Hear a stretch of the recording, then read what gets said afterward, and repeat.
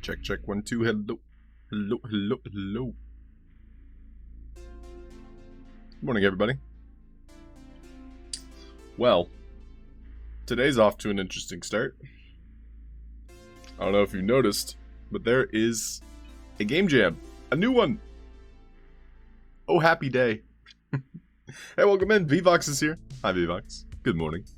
SSK Wolf. How you doing, buddy? Woo!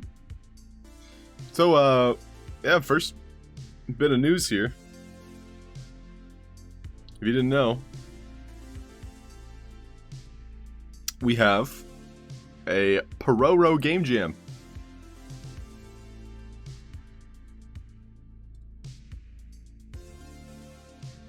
And there's a big prize pool. Very big. Yeah, Smoke Zombie really puts things into perspective. It's my identity. OG Shakespeare, you dog. The party starts now. Thank you so much for the raid, dude. I was peeping your stream, seeing you build that ramp. I gotta wake up earlier so I can watch. Good morning, OG Shakespeare and Raiders. Welcome in. Little Legion's here. Keep your top shot. Merritt. Whole cuts and cheese. Caratros. Welcome in. So yeah, first bit of news, everybody. The Pororo Game Jam.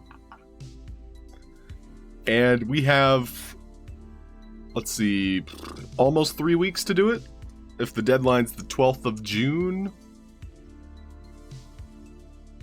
But that's a lot of moolah, everybody. That's literally 10 times what the prize pool was for the last one. 10 times. But yeah, let's just give this a quick read through. I'm sure you guys might have talked about it with OG Shakespeare. How did your stream go? Yeah, this one's very open-ended, I would agree, Little Legion. Mr. Merrick, I have an idea, but I want to commit more time to thinking about it. But yeah, before I tell you too much, it would be like a ice sport themed type of event. Always fun. Glad to hear it, OG Shakespeare. Yeah, I saw you building the ramp and exploring the skate park. So it was you were talking about how the ramp sometimes needs to have a little bit lower as its connecting pieces so you can cheat it. Which, yeah, it makes a lot of sense. What's up, RD? Welcome in 0007. So, with this Pororo Game Jam, very open-ended. Let's enhance. Zoom in. 024, good morning, my dude. Izzyology, good morning. Izzy, I saw your message.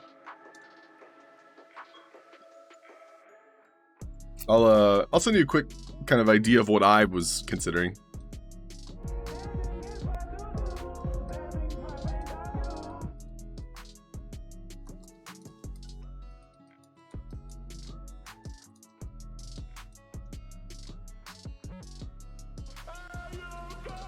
Yo, what up? Carachos, better to give better prizes for more people. 65 can sand. Yeah, I mean, Carachos, I agree. I don't think they needed to do that much, especially for first place. I feel like that is an insane amount. That's a lot of money. But it's also worth noting that every participant. So if this is going to be your first game, this is a great time to make a first game. Because everyone who participates is going to be rewarded, so long as it's not, like some fake mumbo jumbo that, 4 wolves on a default template. But, yeah, this is, I don't know, insane to me. Like that amount of sand. So, Pororo really wants to up the ante here. So, let's look into what they want. Pororo is looking for a great experience during his metaverse trip. Are you ready to see how happy Pororo and his friends are playing in the metaverse? This is your chance to create a new experience that they could have fun with. I think this is the key word here. You can't make Five Nights at Freddy's with the Pororo cast of characters, okay? We gotta make sure they're having fun. Although Five Nights at Freddy's with these characters actually sounds kind of fun. Hey, Game Dizzy, what's up, dude? Still worth the shot. I agree, Carachos. Do you want to participate? Because Carachos, I think, you could make something real fun. Like, you could make Pororo in the future. Pororo in space. That might be very fun. Compete with the best, you never know. Exactly, Little Legion. Yeah, Game Dizzy. Is this something that might interest you? I know you're on vacation all month. So I'm not sure if you'll be able to, but of course, we want to hear your thoughts and opinions. Welcome in, Game Dizzy.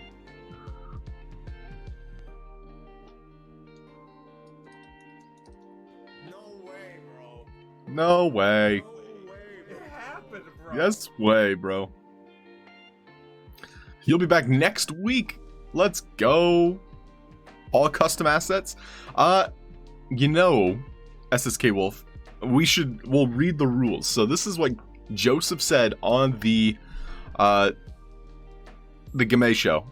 He said, and I quote, that you must follow the rules of each game jam. Some game jams will specifically say you cannot use custom assets. If it does not say you cannot use custom assets, well, you're not really breaking the rules, are you?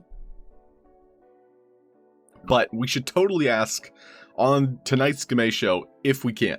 I want that clarification. I know you all want that clarification. But I had asked about a week ago, 2 weeks ago, and that was his reply. All we have to do is follow the rules for the game jam. So.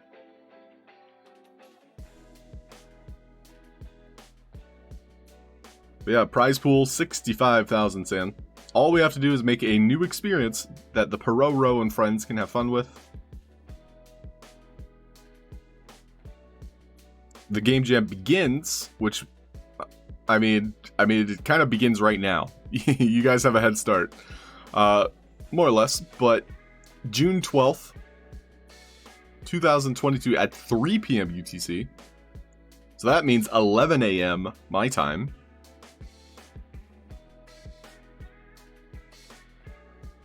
So I'm always concerned about this. Like, is it possible in some, side parallel universe that games that are begun, like literally started before this, might be disqualified? So I'm unsure as to why they always kind of add this, the begins date, when, you know, this came out today, which is the 27th. So, like this, I don't know. Maybe we should clarify what that means. Like, what does this mean? Begins on May 30th. So let's take a look at the guidelines. Entry must be designed in GameMaker software. Okay, simple enough. Entry can include assets you've created yourself. So can include. So default assets provided with Sandbox are great. It does say your entry can include assets you've created yourself. So I think that is a keyword here. That tells me that we can use the free ones that Sandbox provides or assets we can create ourselves. So this actually might be a game jam where we cannot use the free assets provided by published artists. We can only use assets that we've either created or Sandbox themselves have provided in the GameMaker. So that's what this bullet point tells me. We need playability, quest missions, you name it. So it can't be 4 wolves on a default template, which actually had great playability.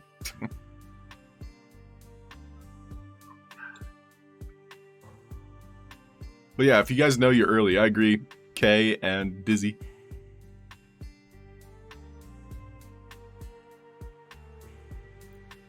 They actually probably only made from the start date. So yeah, like obviously people are going to start right now as soon as they hear about this. I just think it's interesting they add that start date. Vox Machina, what's up, dude? We're all winners here, for sure. Hey, Marley man, what's up? Welcome in. So just to continue the guidelines here, it's got to be unique. Spamming the gallery just to try and fit the 4th 10 places equals disqualification. I guarantee you there's going to be a lot of first time submissions because of this, and this is worth highlighting. There's no way out. Characters, I would love that. The contest for the full 4 wolves on a default template. Hey Philip, what's up Philip Light? Another challenge, yes. Maxie, welcome in. Andy Ritchie, what's happening? Any questions, Andy asks. Well, Andy. My first question, which I think a lot of people are curious about, is can we use... What's up, Halfd0rk? What's How up? are you doing today? Hey, Wicked. How's it going? Joining us in the chat. Can we use assets that other people created and published for their own game jam? So, you know, the free things, we can use that plus icon on the bottom right to add them to the inventory. Also, welcome in Andy, everyone. Andy Ritchie's here. Give him the boop boop. The boop de goops. The goopy boops. Pineapple Poodle Pants here. What's happening? Papap. Boop goop. So this is, I think, the biggest question would be this one here. Can we use assets that other people had made? With this game jam specifically, it does have it worded to where we had to create them ourselves. So.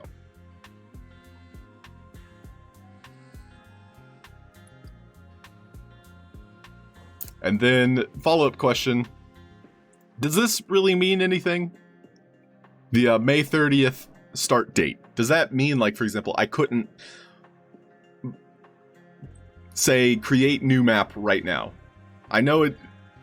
Nobody is really like looking into that so much, but I'm just curious, like, why it's important to say, you know, like the start date begins 3 days from now.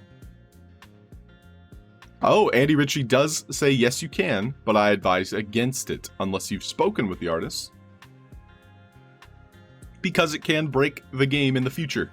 So Andy Ritchie again says we can use them, however, it does not make your game future-proof, because it would allow, you know, your game to be more or less restricted in how well you can publish it and secure it for your future. So yeah, Again, Andy says yes, but you need to keep in mind assets in your game that are minted in the future by someone else can break your game. Oh yeah, Little Legion has a great question. Little Legion asks, what about Pororo? Are we creating a copy of them? Like, is that allowed? Can we, commit copyright infringement? You can start on your assets, but you cannot start on the experience. This is going to be a strict rule. Interesting. Okay, Andy Ritchie, thank you very much for that clarification. So, Andy Ritchie wants new submissions only. We cannot start on the experience yet, so I cannot today create new map in the Game Maker.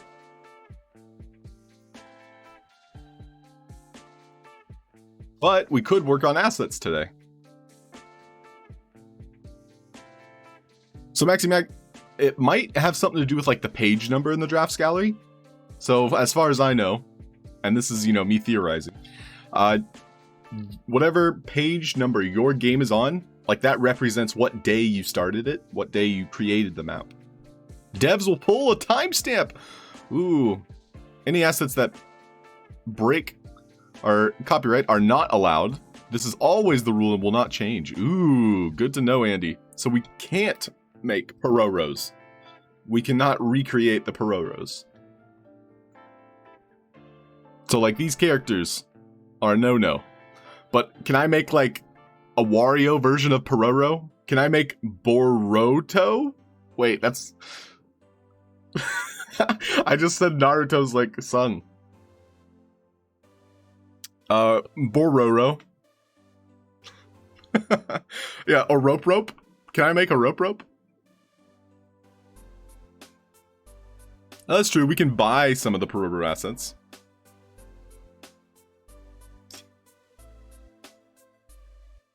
Bararoer.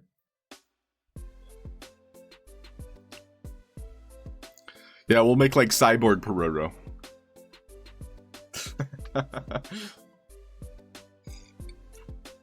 Yeah, we can make hypotheticals. Oh, Caratro's already thinking. I know you got that platypus in mind. I love it. I think you guys want to look at the aesthetic that Pororo has kind of like set in place here. Very cute, kid-friendly, small animals, tiny, pastel colors, crisp. Ikion, what's up, Ikion? Hey, Ben's here. Hi, Ben. Ben, it's time to brush off the traffic dodging game. I don't know if you heard about this. And yeah, this goes for everyone here. I hope you all participate. This prize pool is ridiculous. Literally 10 times. Actually, the game jam that we all just competed in was a 15,000 total sand pool. This is 250,000. That's more than 10 times the total prize pool. But all of you who are first-time game developers, this is a great time to explore the Game Maker, because every participant who puts in valid effort starting on May 30th, you do not want to make the game now, you want to start May 30th, you can win 100 sand just for participating. And that is fantastic. Childlike and pastel. Yeah, pineapple, poodle pen. It's gonna be great. It'll be the new experiences. Nice, Ben. I look forward to it. Yeah, Ben, Andy Ritchie is here in chat, and he is one of the most in the know with these game jams. So please ask any questions here in chat. I will read them out loud. Andy Ritchie is here to help. Thank you very much, Andy Ritchie, for helping. Sure, Andy Ritchie. If you want to talk about it, that sounds awesome. I believe I have a DM with you.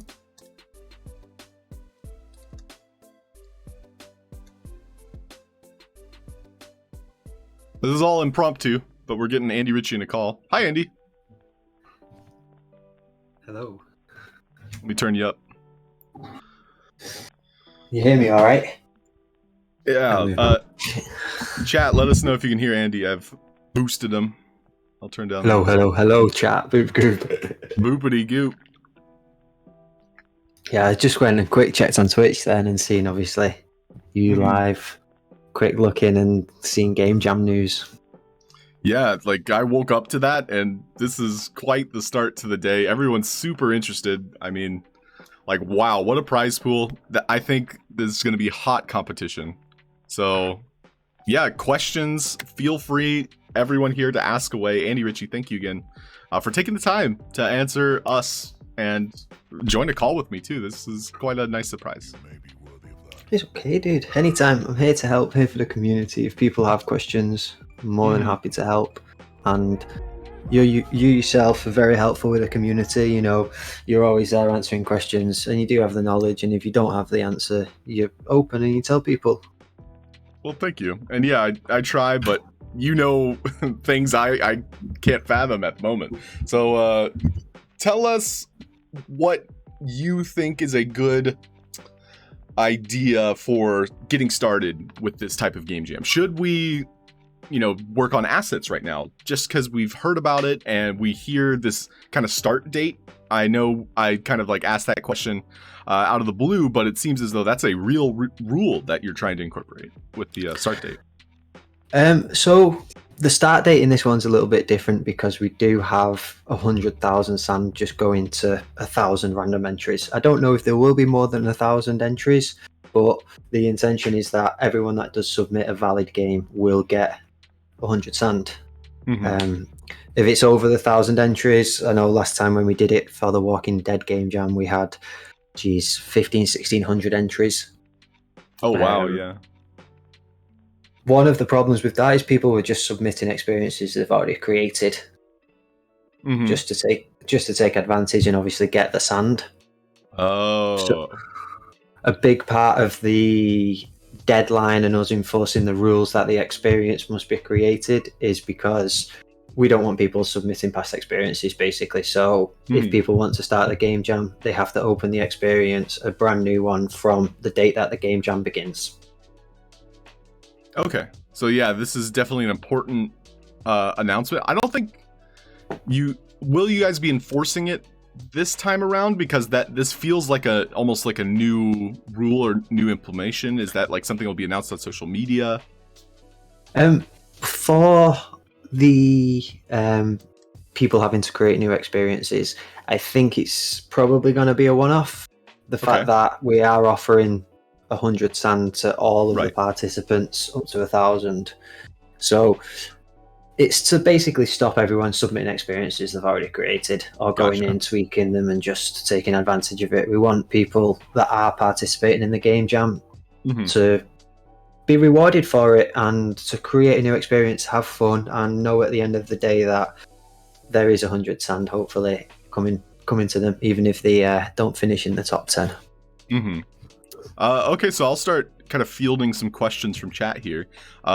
Game Dizzy asks, do you think there'll be like bonus points for using Pororo assets, such as those sold in the marketplace?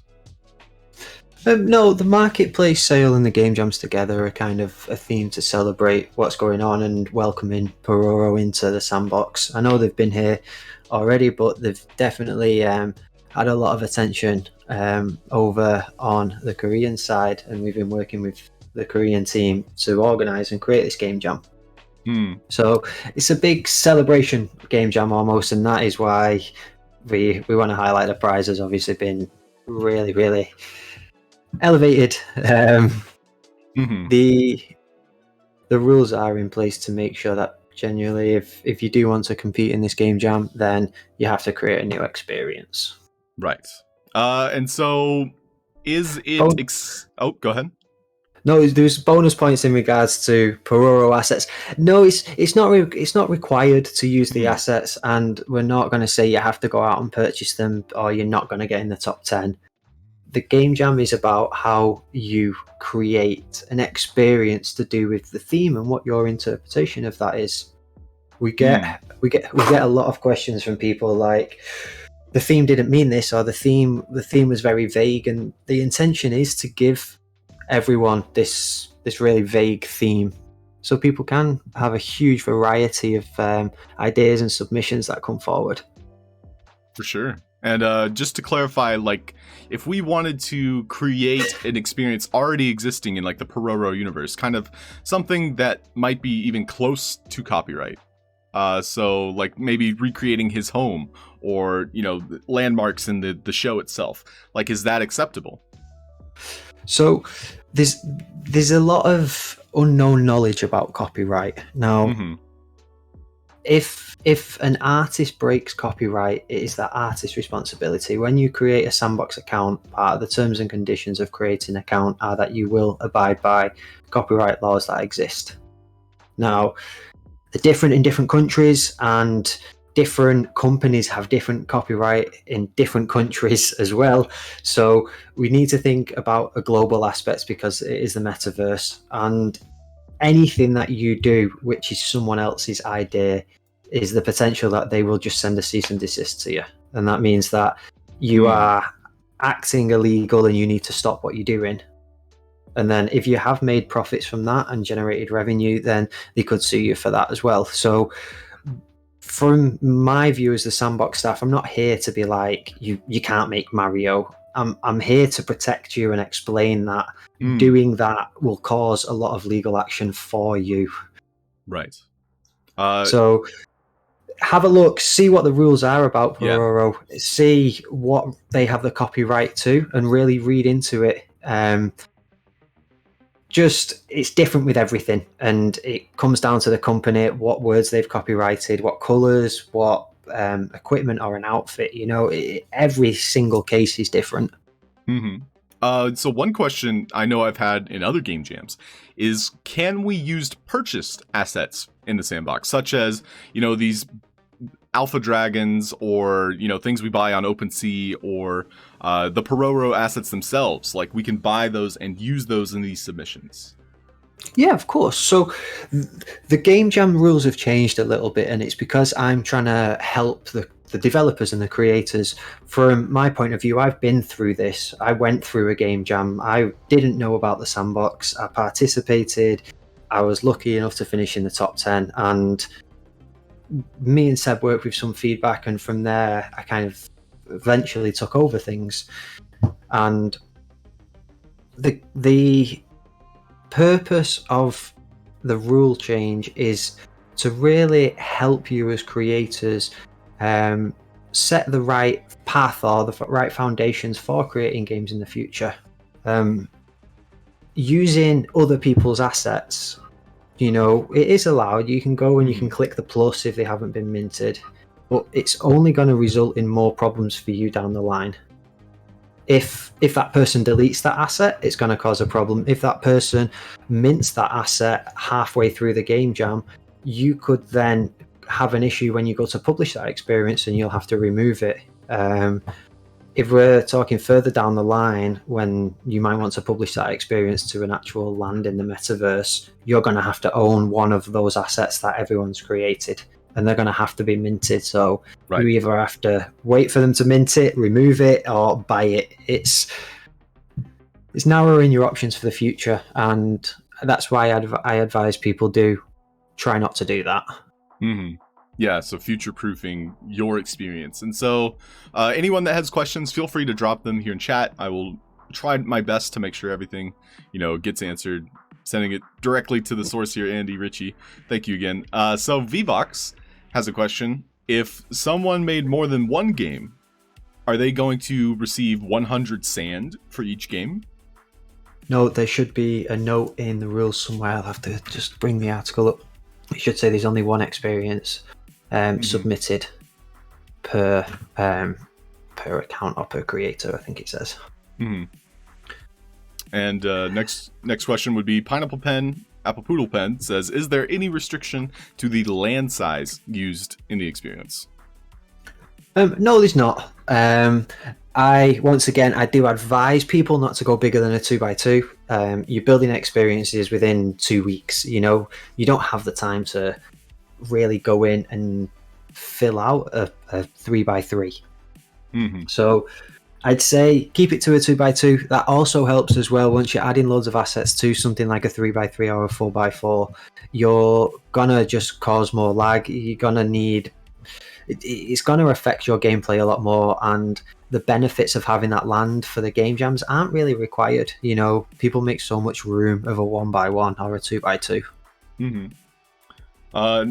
We got a couple questions coming. So Dan Coy asks, can we create a Pororo and their friends assets? So kind of rehashing an earlier question here, like copyright, can we skirt it? Can we, recreate Pororo, maybe in a different costume? So this is like, instead of pilot Pororo, we've got astronaut Pororo.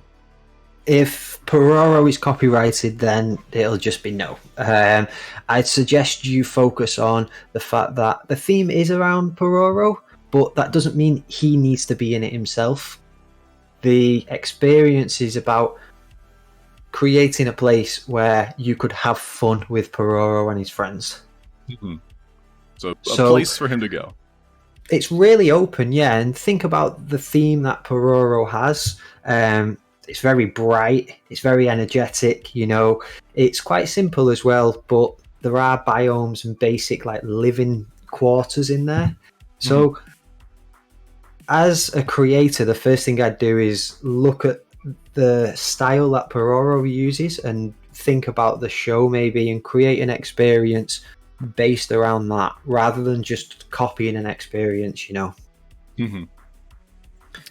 And so, we'll keep going through these questions. Ben asks something we answered earlier. So Ben asks, can we create the game jam before it started on the 30th of May? And so the answer was we should not, right? No, you should not. If there's a few hours in it, we're going to be lenient. The main reason for that rule is to stop people submitting experiences they've already created or completed to take advantage of the 100 sand being offered. And next question from Mr. Merrick Mark. 25 assets mean different assets or at least 25 assets created by us? Is that like Go ahead. The assets don't need to be created by yourselves. There just needs to be 25 different assets in there. If you open an experience and press N while you're in there playing it, it'll give you a list of the assets used, the NFTs. If you are building a 1x1, in my eyes, if you're creating any experience and you're using less than 30 different assets, it's going to be very, very basic and not have that much interaction. So 26 minimum, everybody. So Isiology asks, did we miss the answer to purchase assets? And so the answer was we can use purchased assets, things that we have acquired, in our time in the sandbox. Yep, anything that's in your wallet. I suggest you use stuff that's minted, of course, anything that you've already added. If you do know the artist who it's coming from, say if Halfd0rk, you created something, I was like, oh, can I use this in my game jam? And you said, yeah, go and grab that avatar or that model, whatever. Not a problem. I then know that you're not going to mint that during the game jam, basically.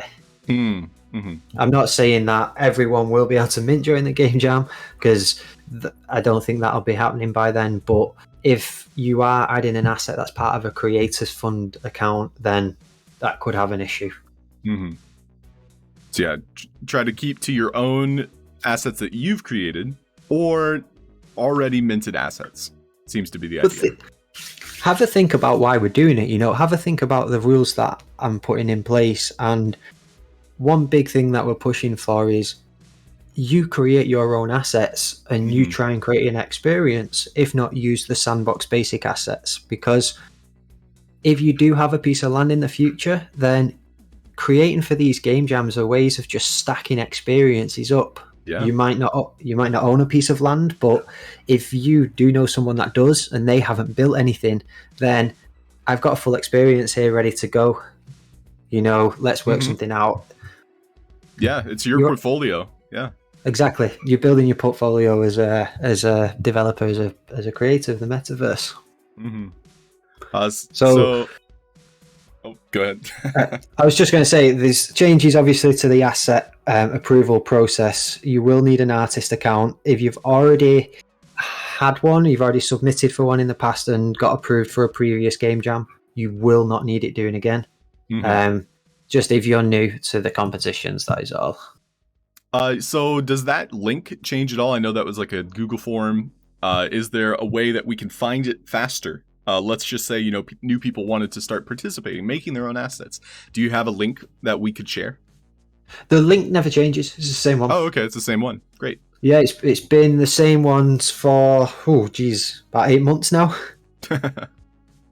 All right. Well, I'll be sure to make sure everybody has access to that visits. And so we have another question by OG Shakespeare. How do you, Andy Ritchie, and Halfd0rk rock so damn hard all the time while making it look so easy? Red Bull coffee. Red Bull, yeah. I can attest to the Red Bull. It does help sometimes. Not sponsored. I wish I was. Jeez. Community keeps you going. You're doing this for everyone else. No, 100%. Like everyone here, we support each other. When I entered the Sandbox, no one was streaming the Sandbox. There wasn't. There was literally Joseph and Alex on that stream twice a week, and I found it quite difficult to understand everything about cryptocurrency, understand everything about the blockchain and NFTs, and how the Sandbox gelled into that and how it all meshed together, basically. So since day one, I kind of said I'm going to help everyone and be here for new people coming into the community. Well, it's so nice, and I feel like there's this almost structure of streamers here that the oldest of the bunch. No offense, I'm not calling you old, but just being here the longest, it feels like there's this veteran status that we can come and we can understand things, and then we can go down the list and to the newer streamers like myself, Maddox, and all of these others that are giving it a shot, like OG Shakespeare, and just becoming more knowledgeable and helping share that information. And so, yeah, thank you so much for all you do for the community, Andy Ritchie. It really is apparent, and it helps all of us do things like this, like participate in these game jams. Yeah, I feel sorry for people. The game jams have been proper thrown up in the air the last few months. And it's been difficult to see that we are making changes to improve things, and I think that's only really been visible by the community the last few weeks of what is actually in place and what we're looking forward to the future.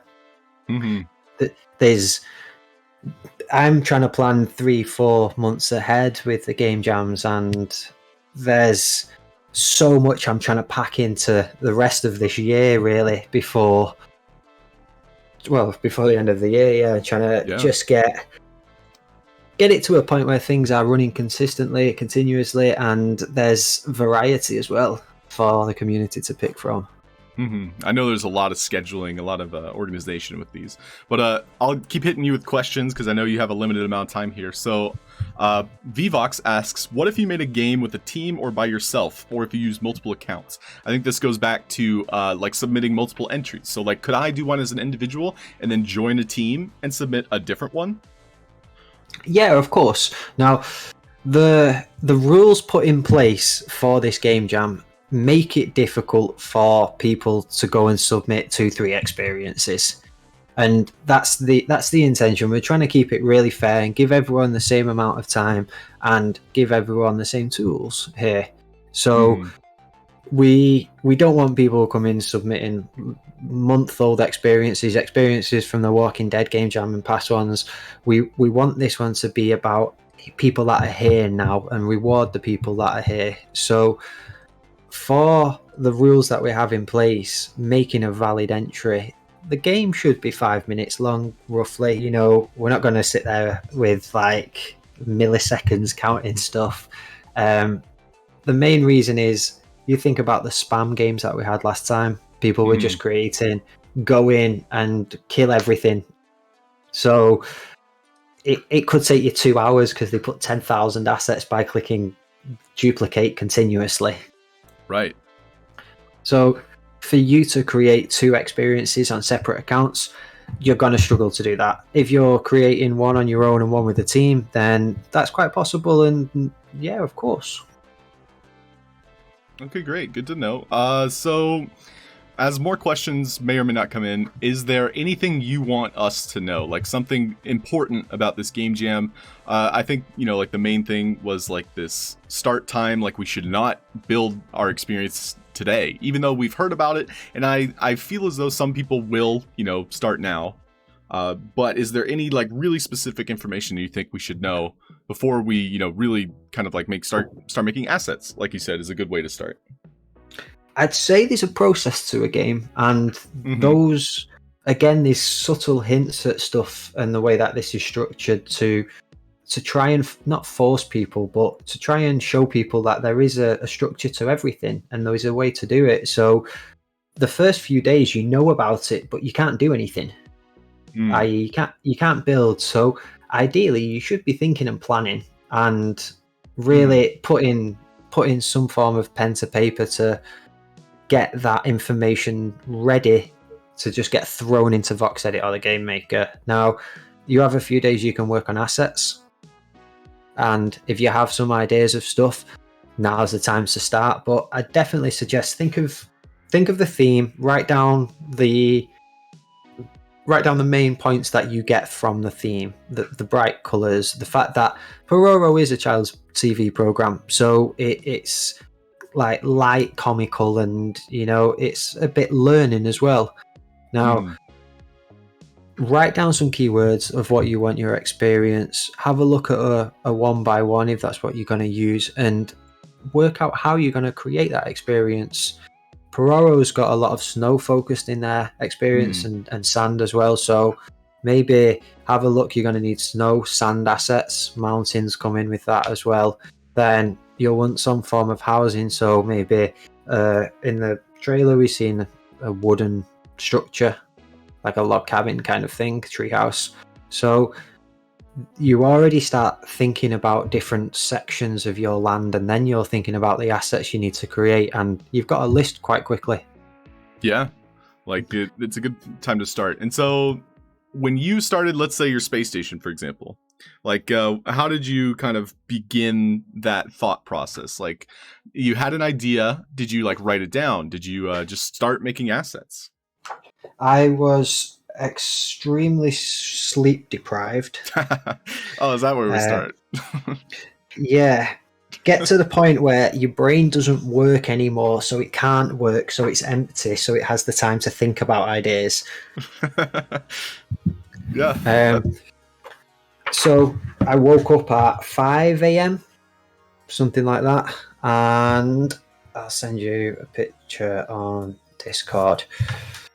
Well, sorry, I was awake actually already at the time, and I kind of like came round a little bit and had this idea of a game for to build, and I got my pen out of my pad and scribbled as fast as I could 2 pages of information. Yeah, you never know when an idea strikes you. That actually brings me to a follow-up question. Can we build a social hub for this game jam? Yeah, of course. So, okay, so it's not limited to just a game. It can be a social hub, something intentionally, made for a multiplayer experience. It doesn't seem to kind of discern between them. However, what I've noticed in like previous game jams, those types of experiences aren't always kind of judged on the same scale. I'd say a social experience isn't a social experience isn't just an empty area, and that's what people have in mind. And by empty, I mean there's nothing interactive in there. So even when you go into social areas or social hubs in any other game, there's always like a little game for you to play, a little parkour area for you to try. There's ways for you to interact within that social hub without playing an actual game, if that makes sense, and going through quests. Okay, so yeah. No, go on. Sorry, dude. Oh, no, I'm just kind of like summing up what you said, and more or less just having some replayability, something to visit, something to interact with. That's the criteria. Yeah, you don't. If you are building a social hub, you don't want it to just be somewhere where you go in and run around. You want to spend time in there and absorb the different areas and go and interact with different things. And even if it just gives you messages or clues or information about the story, the social hub itself, there needs to be a way for that community member or that player to interact and feel like they're discovering things in your experience. Right. Yeah, make it a game. Make it fun. So, more questions here. Mr. Merrick Mark asks, have you thought to give prizes to the top 20 for a game jam? We've thought about it, and it depends on the entries to the game jam. Now, you can't look at the game jam and say there's definitely going to be this amount of entries.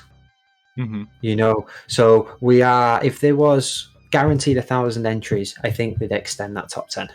Yeah. There was, in the past, some of the game jams, the top 10 did get lands up to a certain point. Cool. So I think that was part of the restriction of it being the top 10. But the intention for us going forwards is that, how can I say it? The intention going forward is that you won't have the time to enter every single game jam. So the prize of 10 is gonna seem a lot more achievable to people, and the difference between, let's say, groups and solo efforts as well could change as well.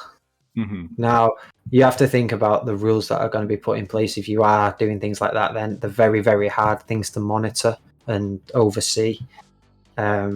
So a lot of planning on my end, a lot of head scratching to see how I can make things as fair as possible, enjoyable as possible, and really allow the community to just learn without knowing that they're learning. Yeah, and so it's always comforting to know there'll be more game jams in the future, but so what you're hinting at is there might be overlapping game jams coming soon. So on the yeah, and that's what's going to happen. Oh, okay. Yeah, sure. Great. So, new question. Yeah, I heard all of that. So, Pineapple Poodle Pen asks, can we use any moving parts?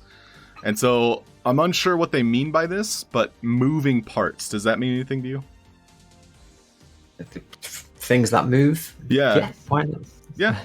So, like, the sky's the limit. If you can hop into the Game Maker and make a new mechanic nobody's ever seen before, and you share it for this game jam, like, that's good. That is a great thing. So if you can move something in ways, yeah, that's bonus points. Bonus points. Ooh, you heard it here first.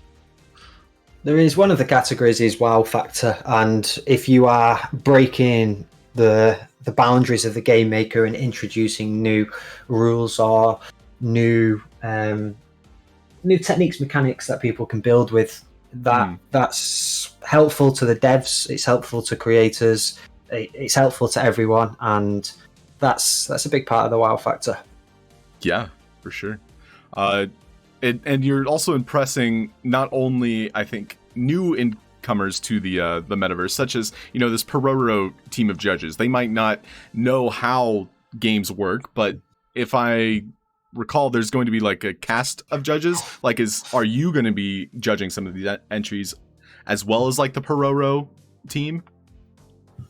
So I always go through the Game Jam entries. I avoid really all of the Game Jam games and all of the information until that deadline hits. Once the deadline hits, I have about 3 or 4 days of processing all of the entries, making sure no one's messed up, because sometimes when you click autofill, it puts your home address in instead of your wallet address. So I normally go through, filter the spam out, check all the entries over 2 or 3 days, and then start actually processing through the entries and playing them all myself. I play them and I vote, and then we have staff members from selected areas within the Sandbox. So we have like people from marketing, people from level design, people from asset creation, people from higher up, Seb himself. We have at least one member from each of those areas within the Sandbox that votes on those competitions.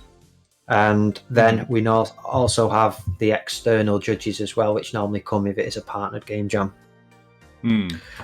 So I have I submit one vote out of 20, 30 normally, if not more. So I can only offer my feedback to people, because especially the voting is anonymous from people as well. I'm not having scores published where people are going, you gave me this score, and I'll discuss feedback with people and let them know what was their strongest category or their weakest category, and then some feedback from myself of how I think they could improve or do things differently. Mm-hmm. And yeah, it's helpful. Like any feedback, I think, can improve our next project. Is there a way to kind of direct that feedback into the hands of the developer? So, like, for example, something you might have in the moment when you're judging something, is there a way for you to get that feedback to the developer? I normally say that people can request it from me. I don't want to post. It's very difficult because you're always going to annoy someone, aren't you? I know you're always going to upset someone at the end of the day, and it's about doing what's fair. I personally wouldn't want feedback going public when I first started, because I knew that I was inexperienced and I'd probably felt quite intimidated by the feedback that came back. So it's unfair to post other people's feedback and make it public, because then people start picking on other people, and we're not here for that. So that's why we only recently really posted the actual breakdown of 4th, 5th, 6th, 7th, 8th, 9th, and 10th, because it doesn't really matter. And it's nice to know that you finished in the top 10. It's probably worse to finish. It's probably worse to know that you finished 10th than just know that you finished in the top 10. And then it's also probably worse to think you finished 4th and not in the top 3. So people always look at those narrow margins and always either kick themselves or get disappointed or frustrated about it. Very true.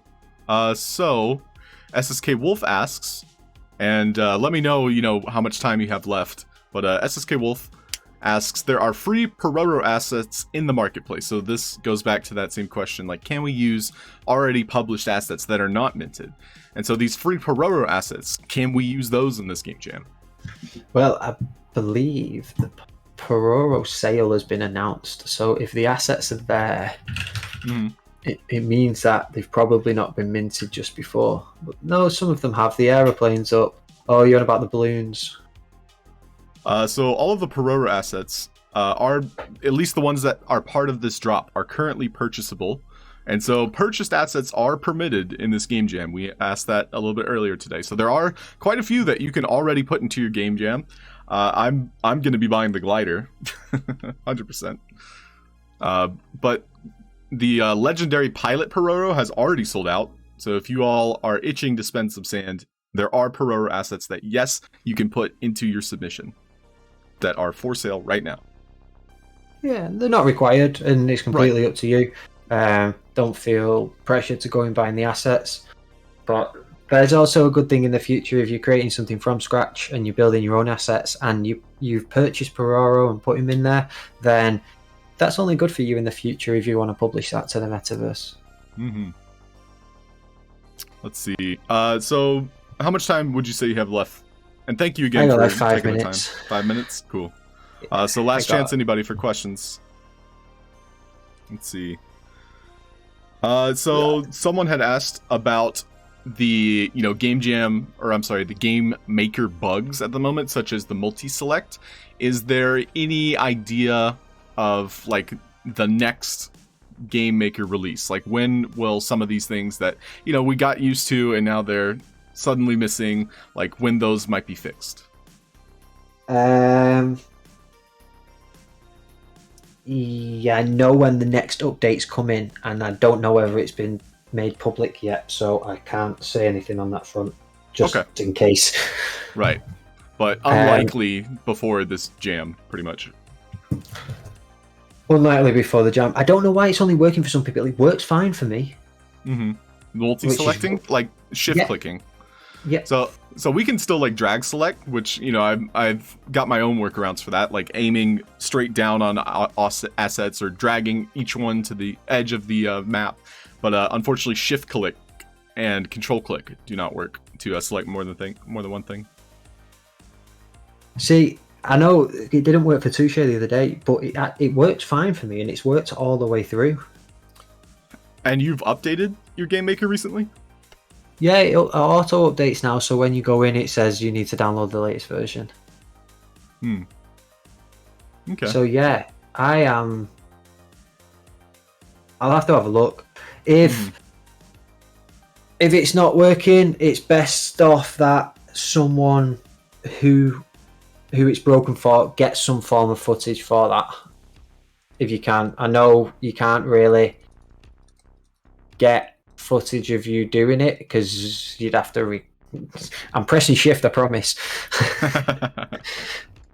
But if you can grab some screenshots while it happens or something, and then if someone can send me a DM, I can forward it over. Okay, perfect. So I saw you sent a screenshot. That was your notes for your space station? This was at 5 a.m. Yeah. Yeah, that was your 5 a.m. notes. I'll throw it up on screen here.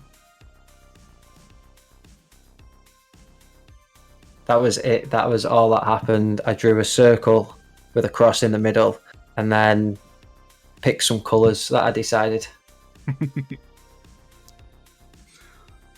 Sorry if you can't read my writing as well. Well, no, I mean, this is a good like jumping off point. You even have your hex codes. Yeah, hex codes are important. They having a colour palette to go into asset creation with is so necessary because you already have shades that go together, that work together. You know, go on the internet and pick a colour selector, a random one, and it'll do it for you. And as soon as you have those colours, you can just add it again, change the shade a little bit, and it helps so much for texturing and creating stuff on assets. That was it. That was my idea. Yeah, Glass, I mean, glass.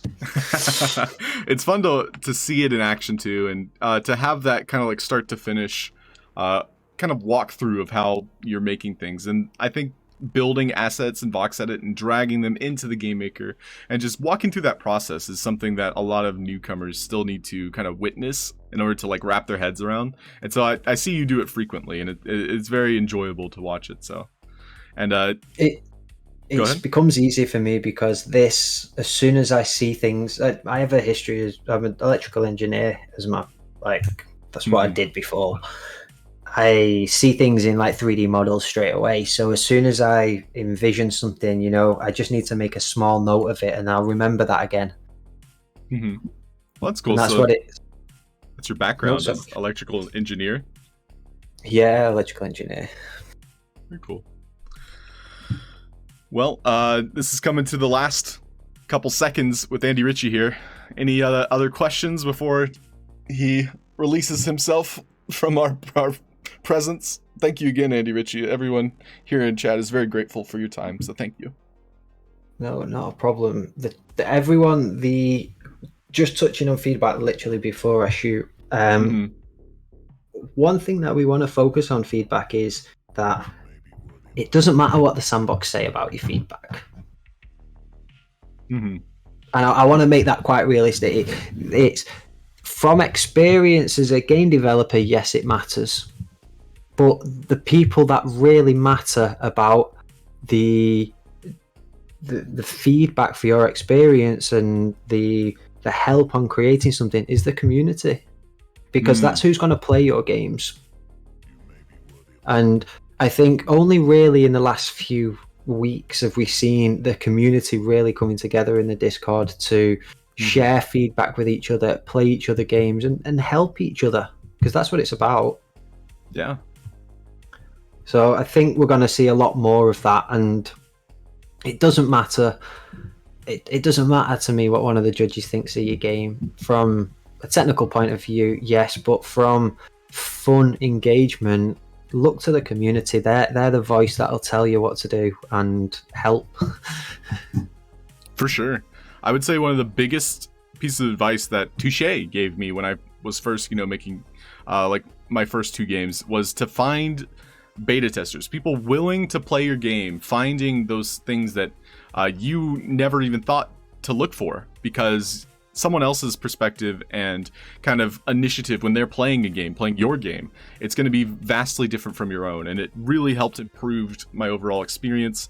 And one thing you could try to do is in Discord be like, hey, I'll beta test your game, can you beta test mine? And being able to form these connections, it's all a part of this social media, because we're all social here. We're chatting in Twitch, and we're making games, we're sharing experiences, and yeah, I just highly recommend helping other people, because what goes around comes around.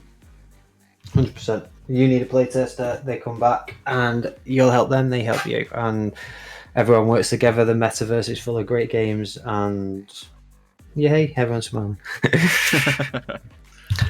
But yeah, I'm gonna have to go. I have another call now. Thank you again, Andy. This was a very nice surprise. Thank you so much. No, it's been a pleasure. Have fun on the stream, and I'll catch you all soon. All right, sounds good. See you later, Andy. Take care. Bye. Boop goop. I think he heard it. So, yeah, everyone, that was Andy Ritchie. If you don't know him, you need to check out his Twitch channel here. You'll be able to kind of see him building his space station, a Boop Goop social hub, and he's working on it, every couple days per week, like 3-4 days a week. Give it a try. Hey, Rufus here. What's up, Rufus? Welcome in, everybody. So we were talking about the Pororo Game Jam, a lot to think about here. The big takeaways. There is a start date that they are starting to enforce. This was, I think, a very important note. They do not want you to be building on a map before May 30th. That doesn't mean you can't start today. That means you should start thinking about your build. You should start building assets. Like, you can totally start working on Pororo themed assets, but do not make a map quite yet. They are trying to filter out all of these low effort entries. So that was a big takeaway. Do not start building the experience before May 30th. Another one was copyright. We were asking about how making Pororo themed assets, like where's the line we should skirt, and Andy suggested that having copyright potential is a bad thing. They do not want you to get in trouble. They want you to be able to share your experience and have other people play it. So you should not make Pororo. You should not recreate Pororo. Instead, you're making an environment, an experience where Pororo can come and visit and play. So, it might scare Pororo if there's a clone of him when he comes to visit. Or, like some of his friends. And of course, you can make new characters with the theme. But yeah, just try not to make an exact copy. I would even say avoid making, Pororo in a different costume. But use this theme, create a new experience somewhere that Pororo can come and his friends can explore, because that is kind of the description they gave with us. This is the one paragraph, and I'll read it out loud here, that they kind of gave you to set you off on this game jam.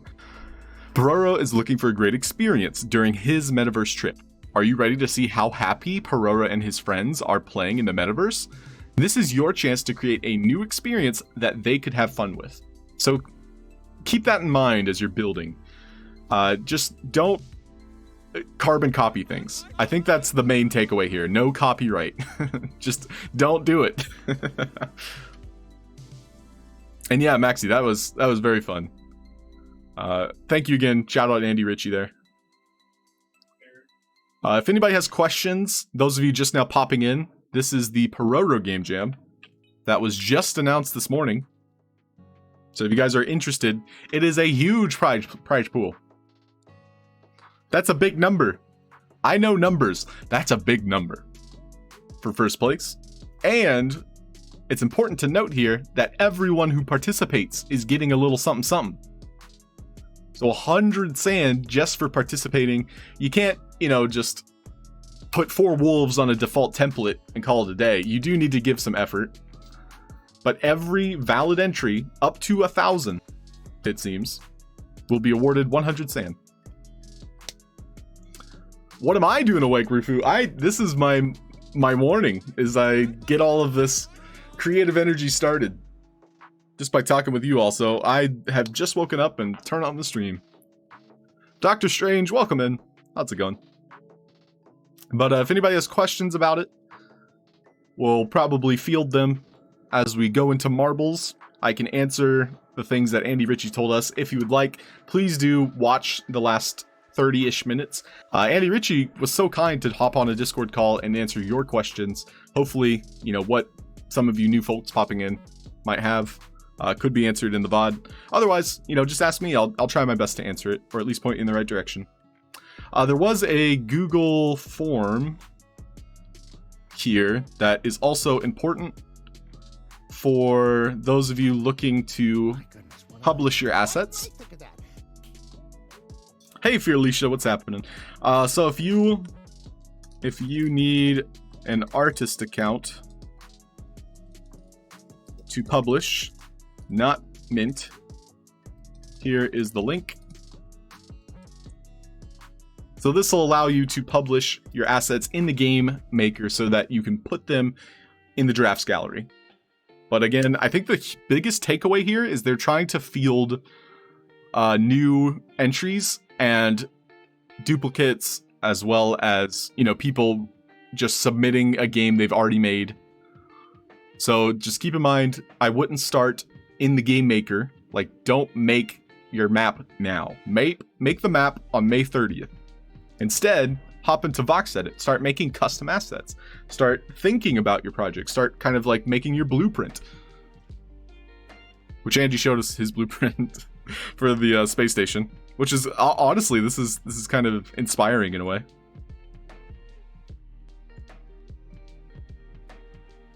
And so he had hex codes, like he wrote all of those down so he can, use them in the future. And then he also, he told us a little bit about his electrical engineering background. So he was literally connecting the things in his mind. He also did note this was 5 a.m., no sleep for like 24 hours, but that's irrelevant. But yeah, thanks everybody for popping in, saying hi. We're probably gonna play a marbles just to like break up the stream. Hey, Halfd0rk's here, 987A's here. What's up? Good morning, good morning. Ben asks, 25 unique assets at least. I would imagine so, Ben. I think, Ben, specifically, that's like any asset. It doesn't have to be a custom asset. They want specifically, so if I were to go into the game maker, which by the way, I figured out L is a key binding that opens up your inventory here in the game maker. But like, for example, 25 different assets, not just assets that you yourself had made. So it could be, like one building, a fence. So those are part of the 25, and these are Sandbox assets. I'm good at interview. Thank you, Cold Cuts. I wanted to make sure that we used Andy's time efficiently. So thank you. Hey, Chris is here. What's up, Chris? Morning. And David's here. Hi, David. How you doing? Yes, Sparky. That was that was Andy Ritchie. Apparently, he's an electrical engineer by trade. Very cool. So let's boot up some marbles.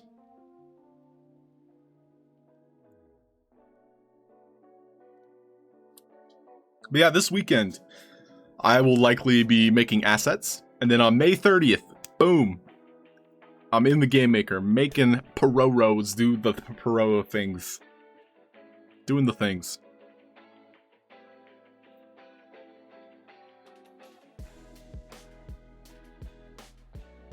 All right, let's boot her up. I like the community maps. We got a couple good ones, couple hot ones. Rushing Star Heaven. Sounds interesting. Let's see it. Do marbles run Windows? I don't know. Yeah, that's a lot of sand. I agree, Izzy. So if you guys want to play, we're doing some marbles, break up the stream, little break here. Exclamation point play to get in. If you win, you get a creator coin. I'll be divvying those out this weekend. Hey, Lady Pixel, what's happening? Welcome in. What? Oh, 24, you want to see my referee? This is the T-Rex. Oh, okay. That's my dance move. It's honestly as pretty much as coordinated as I am on the floor. But yeah, hop on in, everybody. We'll just play a couple short maps. We won't be here more than 5-10 minutes. 20 seconds. You got 20 seconds to join in on the race here. Dancing's what I think of you.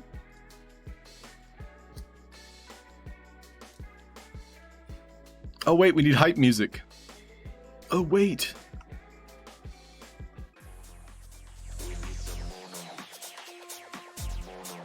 Marbles. They're off.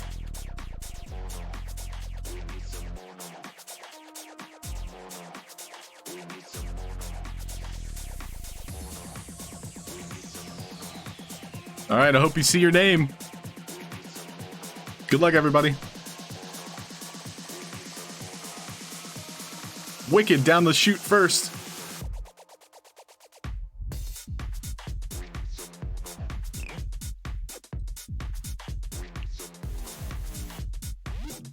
This is trippy. It's so dark in here.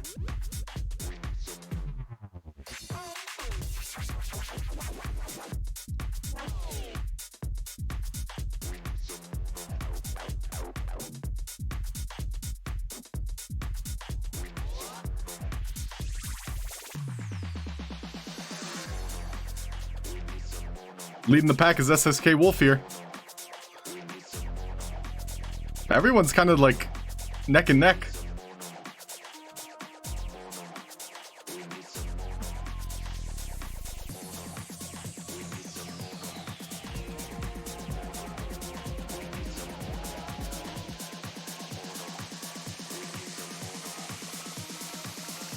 Ooh, there's like lines, like racetracks.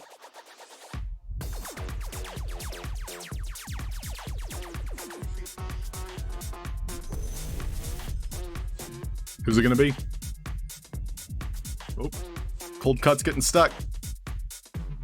But over here we've got the Chris and Maxi speeding on ahead. On the opposite side, it's Keeper Top Shot. But it looks like Maxi Mac has a sizable lead. Ooh, this is gonna be a close one.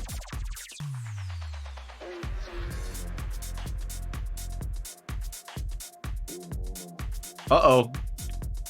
Uh-oh, it could be anyone. Who is it? Who is it? It's Keeper Top Shot. Congratulations, Keeper Top Shot. Well played.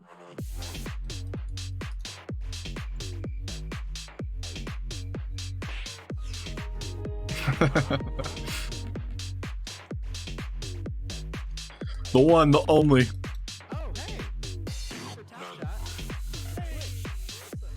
GG's! You've won yourself a creator coin.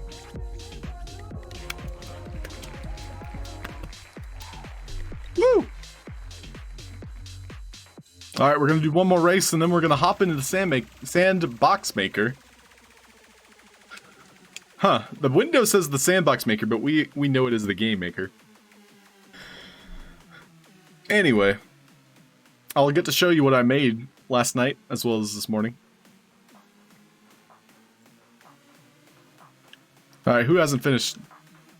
I guess I have it on slow-mo. People are getting stuck. Darking! Hurry up! Well, in the meantime, let me write down Keeper Top Shot's name. Congratulations on the win. Just an announcement, I have Dungeons & Dragons today.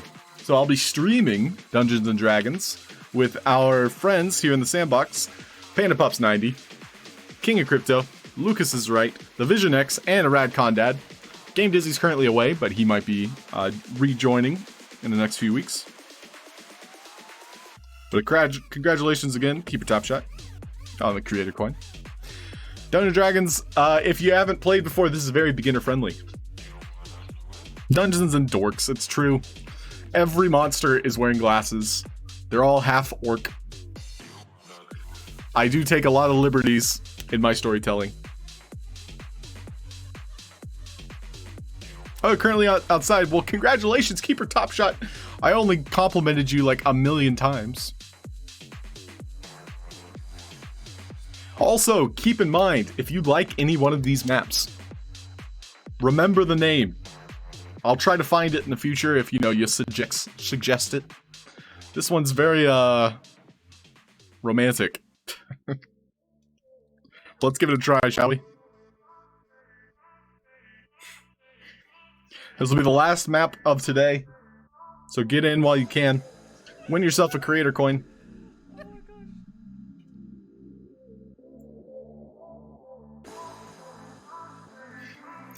I might be streaming tomorrow, we'll see. Might make like a Vox Edit only Peroro stream, make some assets. I have an idea for a game, but I want to think it out. I might be working with a couple of you here in chat, we'll see. Hey, good morning, our rocks. What's happening? Welcome in. Alright, you guys got 20 seconds to join in. Thanks for popping in, saying hi. We interviewed Andy Ritchie himself this morning, talking about the Peroro Game Jam, so if you're interested in that, check the VOD.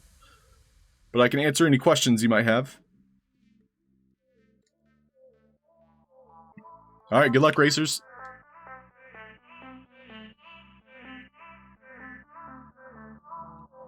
And they're off. I play video games. I promise. I promise. I'm just kidding. It's kind of hard to see with these hearts, though.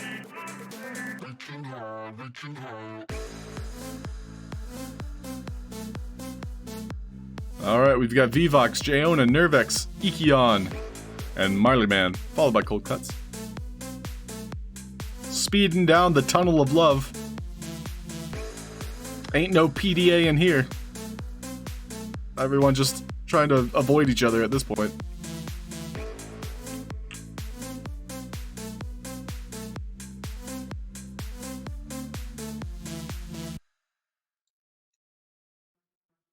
Here they come. No holding hands. Nope. Not on my watch, Cold Cuts. Oh, Go West speeding on in. Right now, it's just like falling down pretty much. The finish line's coming quick. I think Go West got this. I almost called you Cold West. Oh, I think this is a Go West victory right here. Oh, I spoke too soon. I'm sorry, Go West. I might have jinxed you. Instead, the Chris. I'm sorry, winning. Seizes victory. Good, congratulations, the Chris. Well played. Here comes everybody else.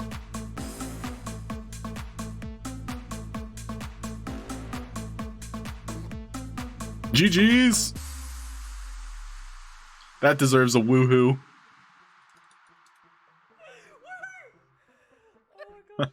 Well, the Chris, I'll send you a message. Make sure I get your wallet address. Congratulations on the win. So the Chris 25 _ we suck again. Well, that was our last game for today. Thank you again, everybody, for playing.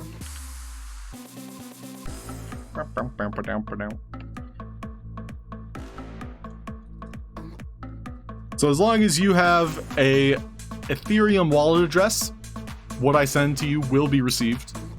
It is on the Matic chain, so if you use a specific address with the Matic chain, put that in instead. But congratulations to Chris.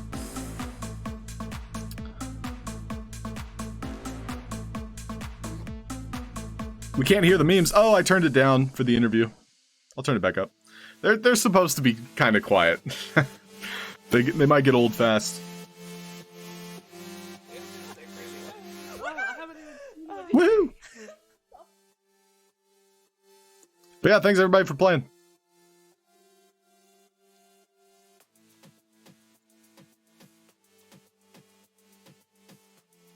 We're gonna go ahead and hop back into the game maker now.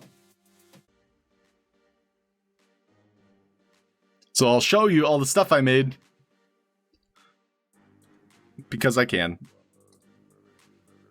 So where do we start? Well, I made a bunch of new assets. So I'll show you all the new assets that I made. Get your opinions on them. You don't have to give your opinions. What if you had some? I want them. Gimme. Mine? Mine? Mine? Woo! So over here, I made a couple things. So I made a start detector, which I'm gonna go ahead and mute the in-game audio. I'm not really doing anything special with it. So I have this arrow here on the ground, which I'm gonna be using specifically for detectors, as well as any indicators. So you can see that arrow on the ground. I made a music note, which instead of a radio, I'm gonna start using that instead. Very simple. I made an anchor. So if you've been on my streams before, you could recall I say the word anchor a lot for basically an asset that is the main parent for a lot of things. I have a giant red button, because who doesn't need a giant red button? I've got multiple number pads. So 1 through 5 for those, each a different color, and they all have a number on the back if I ever need to use that. I made a dialogue speech bubble, which I kind of like tweaked from yesterday. I'm really happy with how that turned out. And lastly, I made kind of like a walkthrough of kind of like talking with an NPC. So like you'll have a name above their head, and we can break it down if you're interested in it. But if you haven't talked to them before, they'll have that dialogue speech bubble. And so when you talk to them and you kind of interact with them, it'll remove that speech bubble. And if they have a quest that you have yet to complete, it'll have that question mark on it. So like if you talk to someone for the first time, it removes that kind of like dialogue bubble. And if they have a quest, I'm going to be using this kind of like white question mark to kind of give the impression like, oh, like they're waiting to hear back from you. And then you'll be able to speak to them a second time if you forget what you're supposed to do for that person. Hey, Maddox Opheria, what's up, dude? Welcome in. Jakusha, version 2. You got banned? No, Jakusha. I'm sorry to hear that. I hope you can maybe talk to them and see if you can get it back. Rest in pieces, Jakusha 1. I like how you're just V2. No, Bahamut, no. I like that guy's name, but apparently he got hacked too. That might have been what happened to you, Jakusha. So, yeah, another thing is I worked on adding Dork's I'm probably not going to use this asset. I might make a custom asset for this particular game that when you walk over it, much like in the alpha, it'll leave behind like this little remnant, this little after image, as I've named it. Just kind of saying like, oh, there was an object here, I picked it up. It's like breadcrumbs in a way. This guy, I don't know if I'm going to use him yet. His name's Satoshi. And if you didn't know who Satoshi was, he's basically the guy that made Bitcoin. And so somebody made an asset of him, and I added it for free. Like, I didn't buy it. But you can buy it if you want it. So I made all of those assets.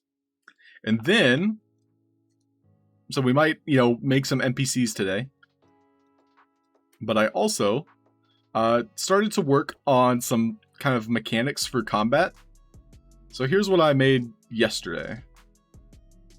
Or I guess before I went to bed. I have zombies here. These zombies don't do anything. But there's this poison gas, which I'm going to customize a little bit more. But when you get close, it's detecting you and sending out 1 damage point every time you're in that radius. So I'm going to customize the look of it. But yeah, poison gas. And that'll probably be like a Touche's area, maybe.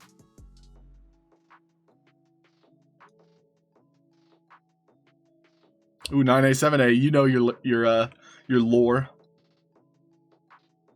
And then over here, we had our centipede. I gotta post that clip, by the way. Oh, there he goes. So he eats the cow, and he goes back underground. You walk over the cow pies, and he'll spawn. And you fight him. And then, what's supposed to happen is he'll go back underground. But I haven't quite kind of like explored a better way to do it other than literally deleting him. So we'll see. I bet I could put him like on a platform and make him like... No, that wouldn't work actually, because he's spawning. Maddox, what is a Maddox token? Tell us more, Maddox. Keeper Top Shot, guess you're missing a lot of stuffs. Oh, no worries, Keeper Top Shot. Thanks for hanging out. Sometimes, you know, I wish I had captions, and there's actually software I could do that. If anyone here needs that, let me know. And I know I'm saying it out loud, but if anyone ever needs captions, I will add them to the stream. I think that's important to make it accessible.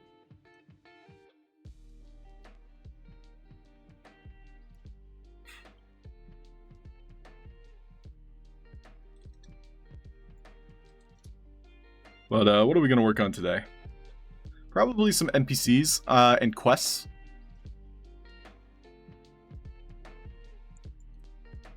So the first quest you might get would be like picking up the Dorksolite. And so this Dorksolite, not a fan of the name. What do you want to do tonight? Same thing we do every night, Pinky. Try to take over the world.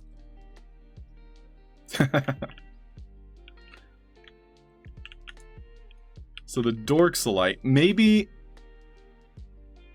I'll get that quest when I first pick one up. So let's go ahead and set that up. So this Dorksolite, when we collect it, it has a specific tag. So if we look down here at the bottom, it has the tag Dorksolite. So we can go into the rules here, and we will have a specific unlock for this. So we want it to kind of automatically launch when we pick up a Dorksolite. So it's going to be collect Dorksolite. So we need a custom message for the first time we collect a Dorksolite. So what we'll do is set up this message.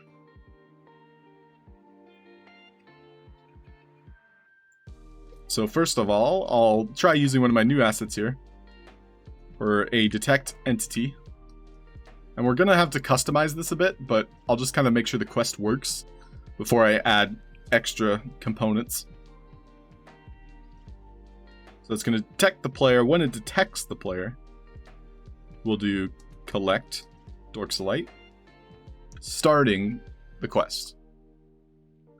So I just want to make sure the quest works.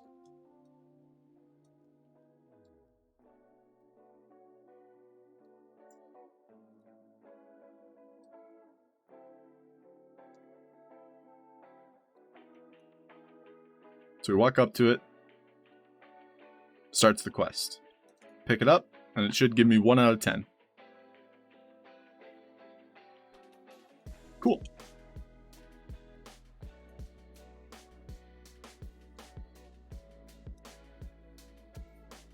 And so what we'll intend to make with this is a way for just picking it up to kind of start that first quest. And so what we can do is we can actually have every Dorksolite kind of start the quest in a way.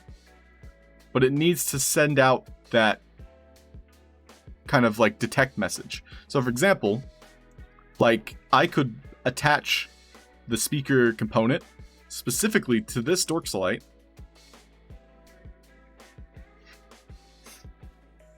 so that it's waiting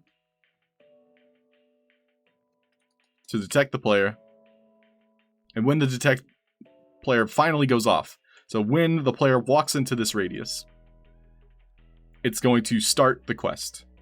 And so then whenever I place more Dorksolite around the map, it's going to have that same function of only spitting out this message. So this message is what starts the quest. So it's more or less just saying, oh, okay, start quest, start quest, start quest. And it won't kind of like hinder us in any way by doing this, but it will still allow the quest to start. And it does update in real time. So I believe that's going to be the best bet. So it's like I'll duplicate this when I'm ready for another Dorksolite. And then I also want this one here in the middle, which acts as the kind of like fade away. So it's like you picked something up. This is the breadcrumb. So this is the item that, you know, remains. That's its only purpose, really. It doesn't even really need a tag. I had a tag on it beforehand.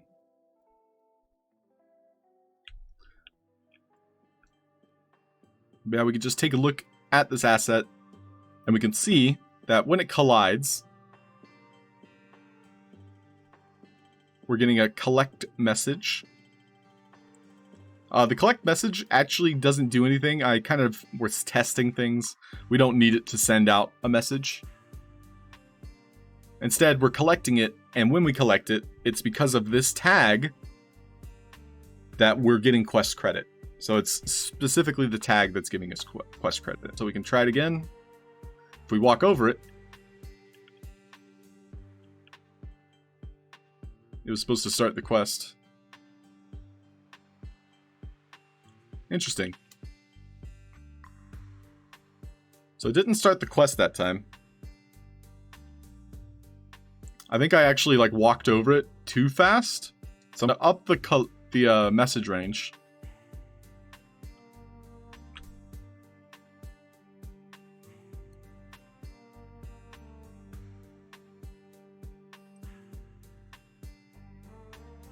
Cool.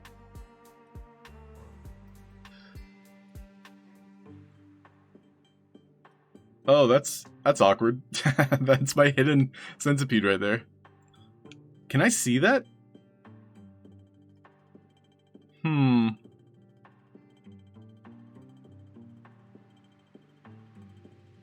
So how can I hide that?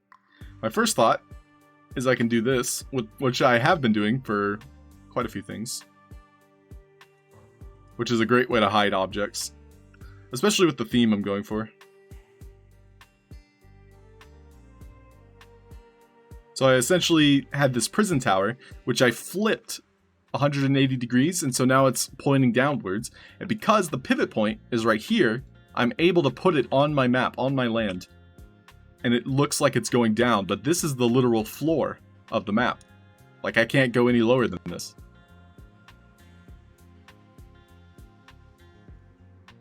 So yeah, now I'm hiding it relatively well. It looks, I think, pretty good from a distance, too. But I might make more of them. Like maybe one more.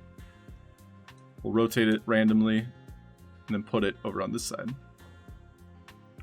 And how low can we go? I say, how low can we go?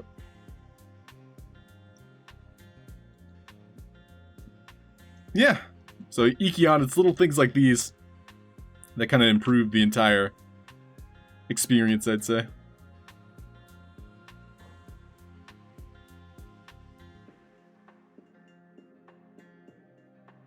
So this is the literal floor here of the map.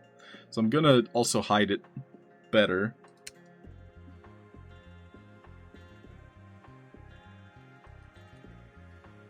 Use dirt brown.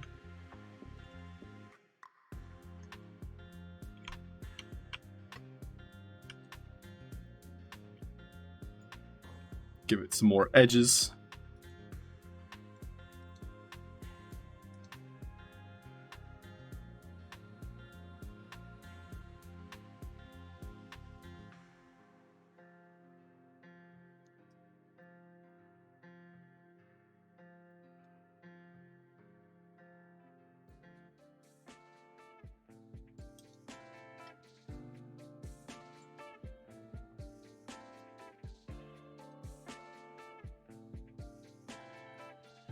Cool.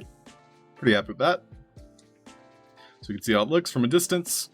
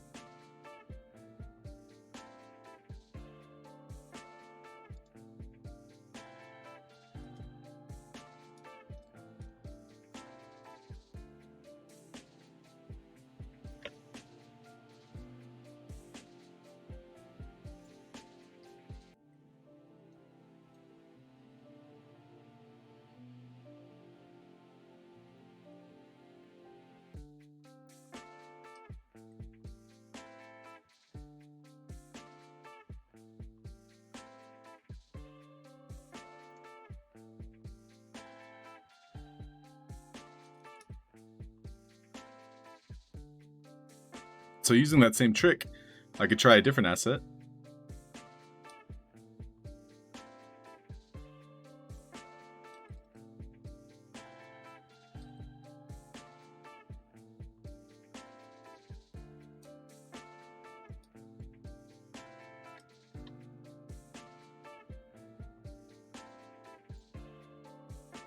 Another one.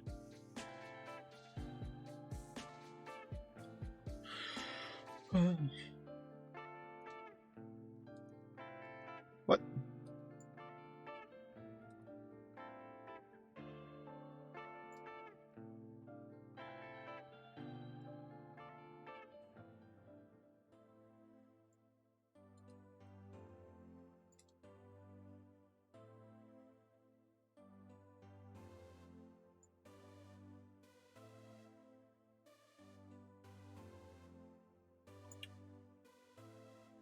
I'm thinking like a drawbridge right here. We'll see.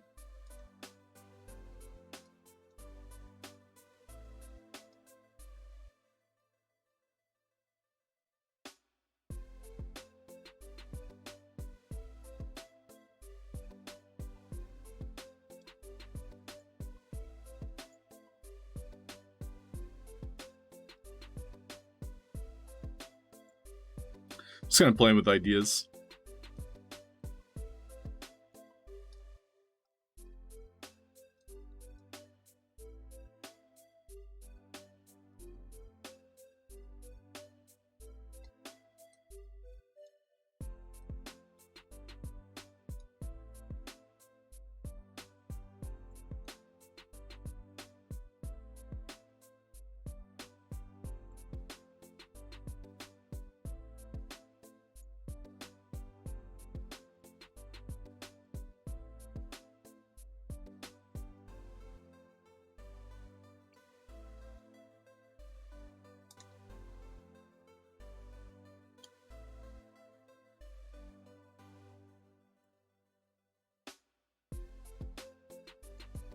Yeah, if anybody has questions, Game Maker related, or even the Peroro Game Jam, let me know.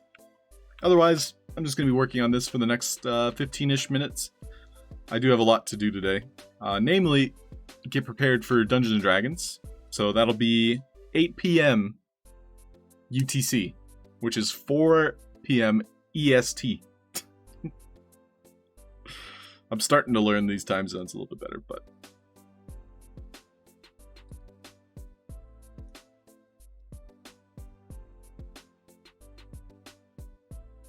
we're working on it.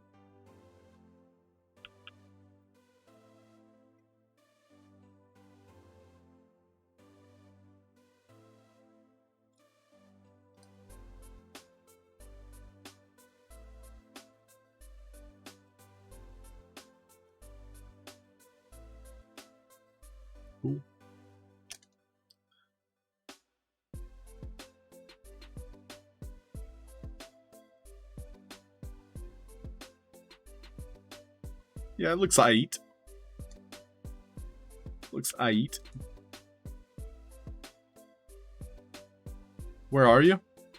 I'm Eastern Standard Time, Central Florida, specifically Halfd0rk.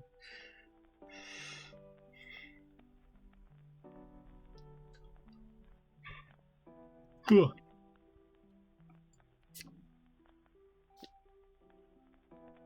No wonder you're on so early. Yeah, I've been told it's not the best time. And at the same time, like, I've been able to develop great habits because of this stream. And so I know a lot of our international viewers I'm able to catch. So welcome, international viewers. But those of you that are domestic viewers, well, I am abusing you. This is domestic abuse. Because that time frame is not good. That's a bad joke, I'm sorry.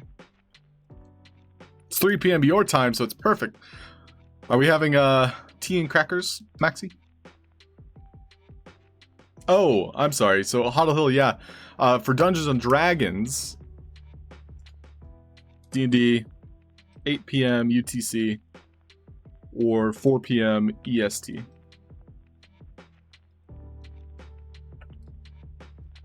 Yeah, good luck on the Pororo stuff. I know a lot of us are going to be participating. I look forward to playing all the various experiences. And yeah, whatever you guys come up with, it's going to be a hot competition. 100%. With that prize pool, we're going to see creations unimaginable. Ham salad sandwich. That actually sounds pretty good. I'd go for that. So yeah, my Dorksalite, I'm actually probably going to be replacing with a different asset.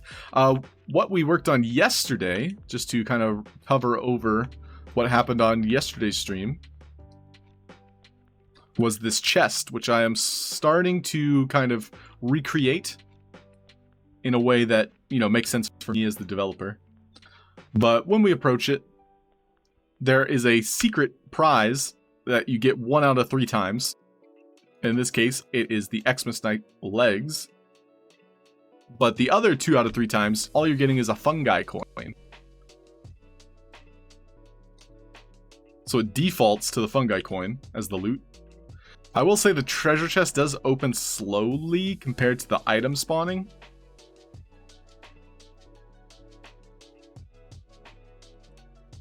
So to fix that, I can just kind of adjust the asset spawner delays. Which both of these are my asset spawners, one of which kind of opens the chest in the first place.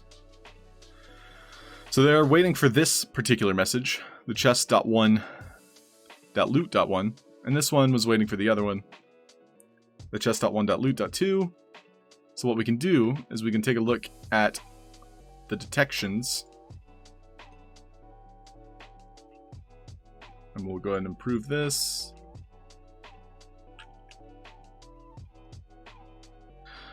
Maybe I should just make Pororo in Dark Souls.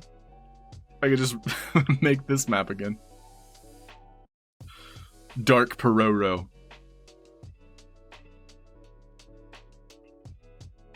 So if I adjust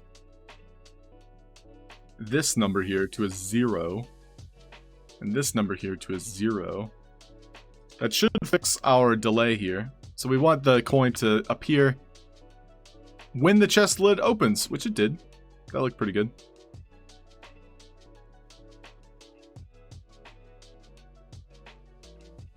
And we'll try it with the legs as well.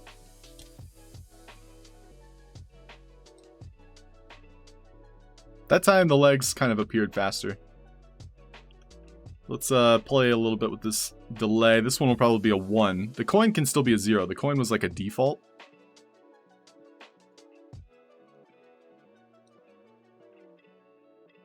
Oh, I see.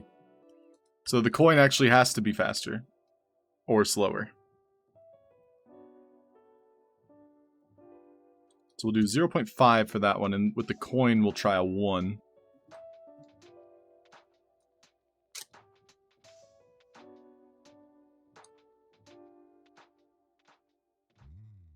Yeah, it worked pretty well.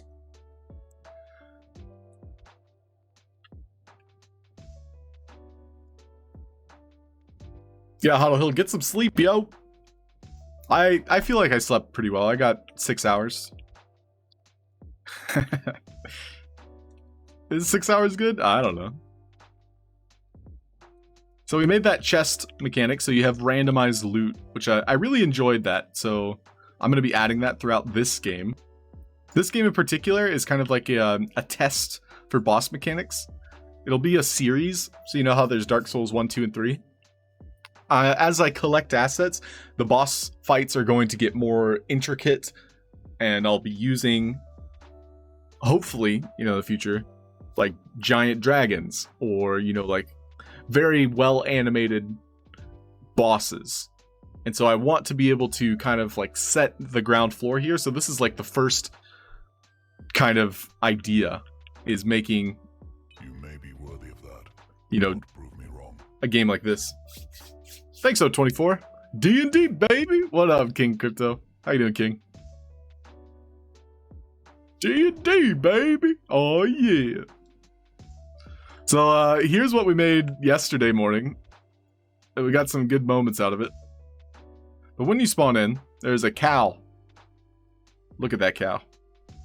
Oh, jeez, and then the centipede licks it. I'll never get tired of that.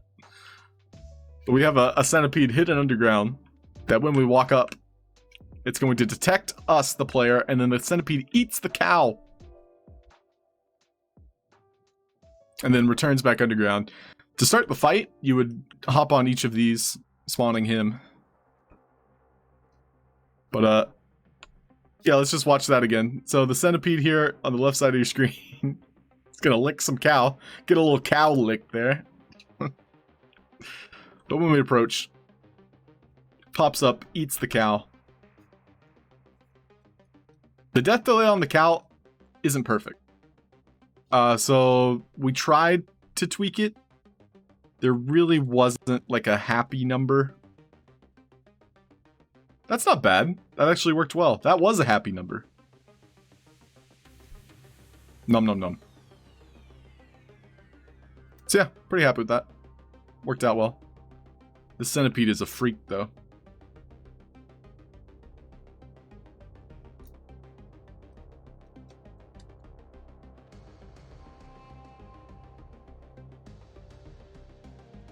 Chomp. So maybe we have the cow like fall from the ceiling, or it was like in a cage or something. Freak a leak. Yeah, it's Joseph and Conrad's fault. I know their streams are hype. I wish I could attend them, but I've kind of committed to this sleep schedule. Excuse me. Yeah, O24, you want some milk?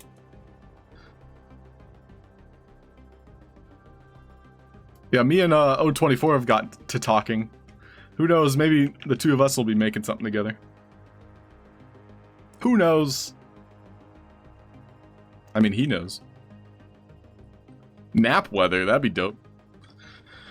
Napping is honestly one of my new favorite things, and I've been getting a lot of slack from family and friends. It's like, who naps? Well, 30-year-old people nap, and I'm 30-year-old people, so yeah. Beans!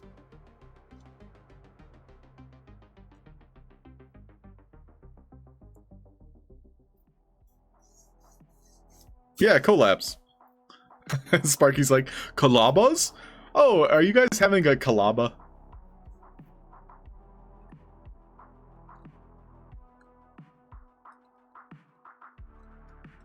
Naps make you bitchy, says Sparky. I think they don't help my mood, but they do help my like my body. You know, like my body's like, hey, that was nice. Thank you for that, Halfd0rk. You really hooked me up. You hooked a brother up. You hooked your brain up. So yeah, the speech bubble I'm pretty happy with. It's a little bit two-dimensional, but it really like sets that kind of like tone of like, hey, I can talk to this person. I might center it, but I kind of like how it's off-centered, you know? Let's see how the centered looks.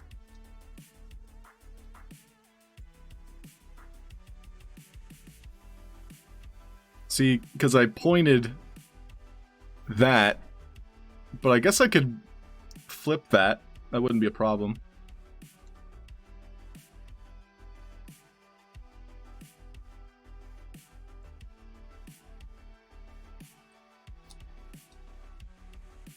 But then when you talk to him and you start a quest, he'll have that question mark above his head. Chug chug, power nap. It's sleep or not sleep. Physiology, if it makes you feel better, my naps are like 2 to 4 hours, if not more. So it feels like I've kind of like cut my normal sleep in half. And it actually helped. It worked for me. Coffee does equal life. I agree with that, King. Yeah, caffeine naps. I've heard of it, O24. It hasn't worked well for me. But yeah, like I think it's worth a try. Like your body might react differently, for example. And yeah, so if you guys chug a cup of coffee before a nap, it's supposed to like wake you up right after your first kind of like REM sleep cycle, that type of deal. So it might work for you.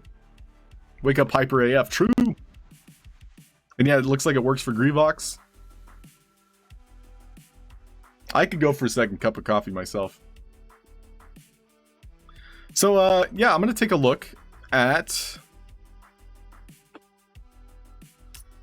adjusting this chat bubble that I made. So we can see here, I was looking at it in game. I'm gonna duplicate it, rename it. And then I'm just going to flip these specific blocks here. So if I do this, and then move it over, it should be good to go. So something like that. I'll eyedrop tool these. Then seal it.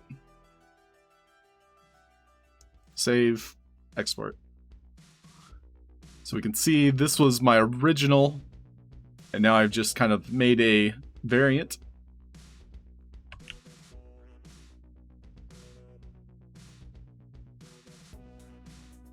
Which is B1, so I was using this. Okay, so I used the wrong asset.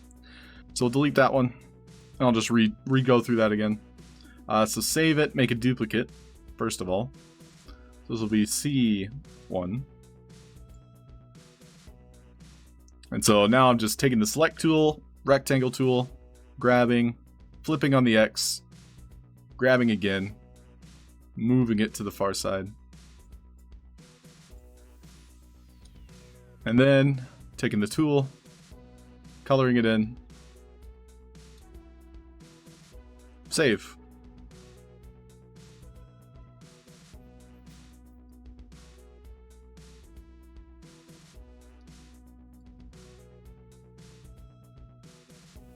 Drag and drop it.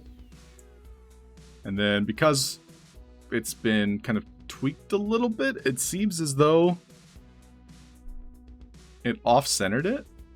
Although I didn't change anything. We'll do set to center, set to floor.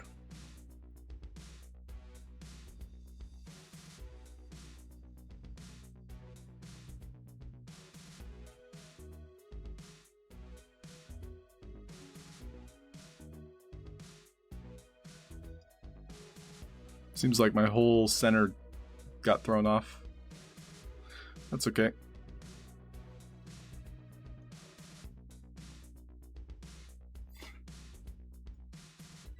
We can kind of tweak the pivot point here. And that'll just automatically fix these. So we can see like the impression of the other ones. And we'll just kind of fake it with the pivot point.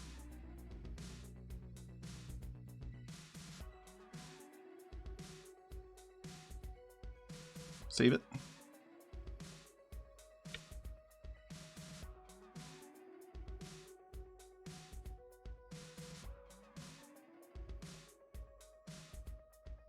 Interesting.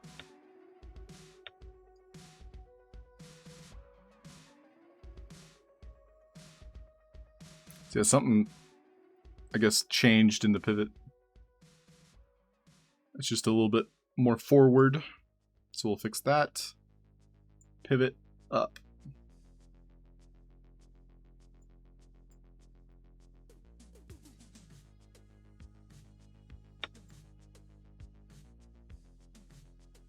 Yeah, I like it. We'll save it, export it. You can't flip the one you selected by itself if it's not on a different layer. Change the pivot because you flipped the whole model. Oh, thank you, VBox. Well, I flipped, I think I know what you mean, VBox, and just to kind of walk through where I went wrong here. So with my B1, that was the original. So I make a duplicate here. I had grabbed this bottom point and then flipped it, and I think what happened was I literally flipped the asset that I wasn't grabbing. I don't know.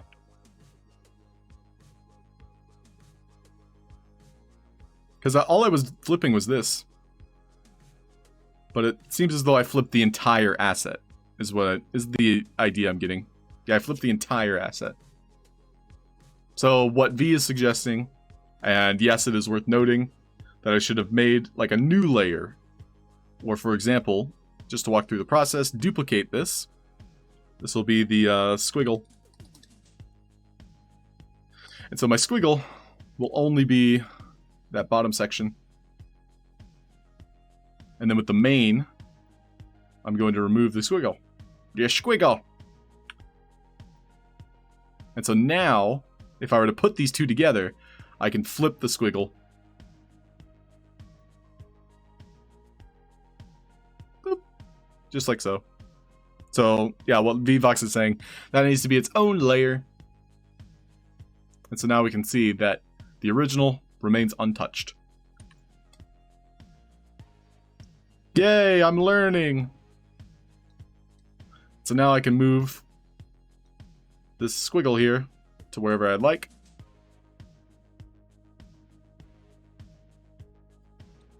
And we can remove the other pieces like so. I will save it.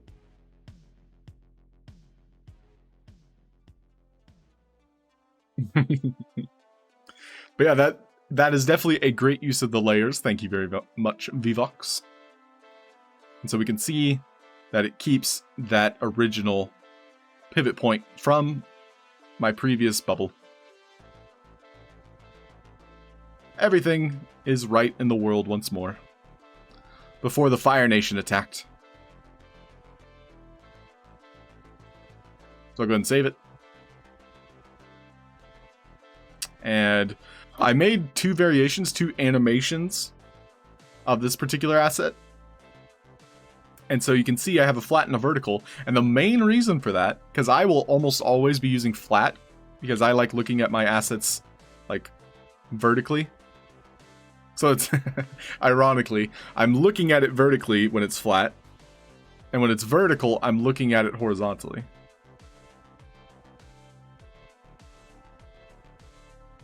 I don't like the position of this, so I'm actually going to raise it to where it's above ground at least.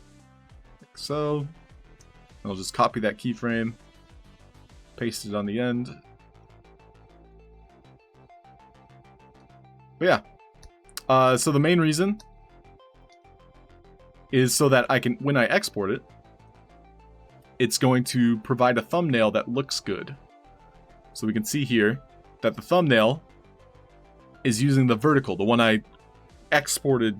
Like I clicked the export button on the vertical animation, but let's just say I was looking at it in the flat animation, and then I click the export button. It's going to export it using whatever position I placed it in. You know, as I saved it, as I exported it. So that's kind of the reason why I made the second animation, is because I positioned it in a way that looks good specifically for the thumbnail. And now, I can still customly choose what animation it spawns in on, which I, 9 times out of 10, am using the flat. So just worth noting. So I'll export it and replace it in my game. And we'll see how it looks.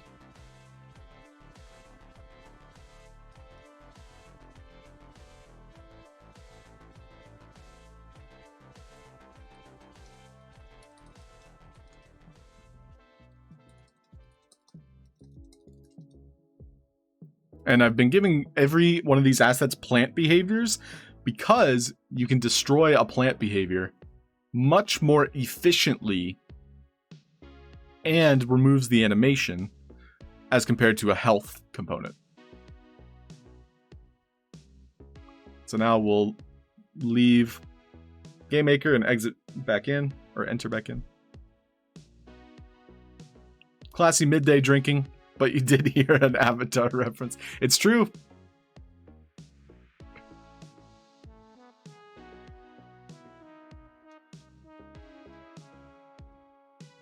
So everybody, it is 10 o'clock. I'm going to be wrapping up pretty soon here. Going to get myself some breakfast. As well as plan ahead for this Dungeons and Dragons this afternoon. But thank you everybody for watching. Earlier in the stream, we were interviewing Andy Ritchie about the new upcoming Game Jam. Very exciting stuff.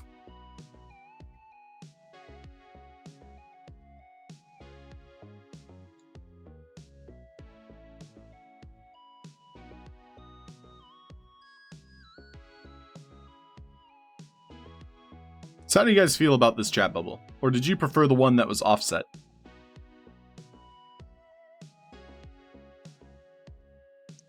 I mean, this is kind of neat. It's kind of tidy. But it's also... See you later, Merrick. Thanks for hopping in. Little Legion, you like the offset one. Yeah, that was the original. Vivox liked the offset. This one does feel too, like, stacked. And so it almost... It's not allowing my eyes to go off-center. And so it looks like a totem pole, you know? And so it makes Nick's skull seem too tall. Well, I appreciate everybody's opinion there. Because I too like the offset, but I wanted to see how this looked in game.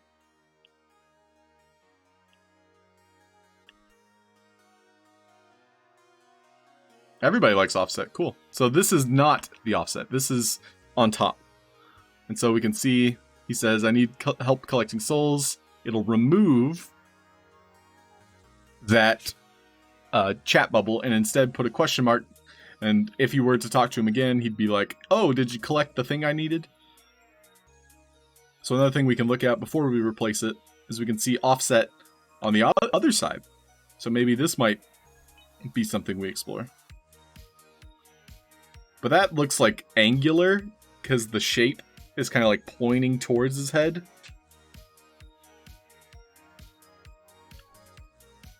Hey, Eternal, what's up, dude? Can you earn money just by playing the game? And if so, what way? So Eternal, the most ambitious way of making money is by making games or by making assets. Let me just show you a little something there, Eternal. Little something here. There's a game jam going on right now. This Pororo game jam. You're making a game that these peoples, these animals, these furries, they're not furries, these creatures would partake in. You're making a game, an experience. Something like this. If you get first place in this game jam, you earn 65,000 sand. So, I'm no human calculator here, but that's a lot of money. That's like, 70 grand at this time. A little bit more. 70,000 USD for first place. The other ways of making, a little bit of revenue is by competing in contests with VoxEdit. So you can just be focused on making cool assets. There was one quite recently. We're making a hot air balloon contest. So do you think you can make something like this? I didn't know that cat was animated. That's actually super cute. Watch its eyes. Ah! That's so cute. I didn't notice that.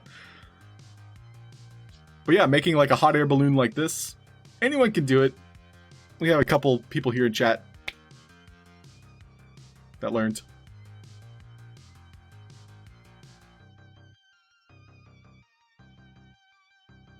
Yeah, that face was awesome. Very kawaii. So like Vvox here in chat actually won 5th place here for her balloon. And so this is the off season. So it's important to note they're eternal and anyone joining us. Hey, welcome in, Bongali. Woo! And D-Electronics, how you guys doing? We are in off season.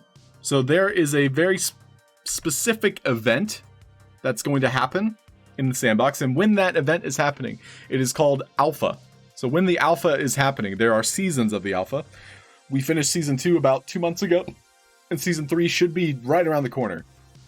Likely July. When July rolls around, there's this Alpha that's going on where you get to hop around and play Sandbox professionally made maps. Or Sandbox sponsored maps. Sandbox partnered maps. And you will skadoosh yourself. But by partaking in these maps, these experiences, like you can see I have a green check mark. Play video games. I promise. I'm just gonna Each of one of these I visited, and I partake in these quests. And by completing these quests, I have gained a more or less like a raffle ticket, is how they did it this last alpha. And at the end of the event, they pulled from everyone that participated, and these people won NFTs. Guys, I'm trying to help new people, and you're throwing out memes. I love it. But yeah, if you are active during the alphas, you have a bigger chance of winning just by playing the game.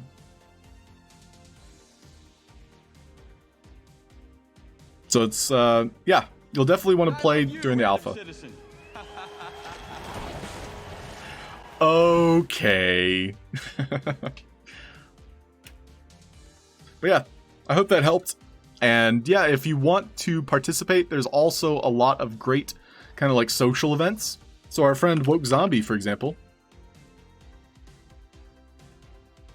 he created a kind of like prize pool for his own game.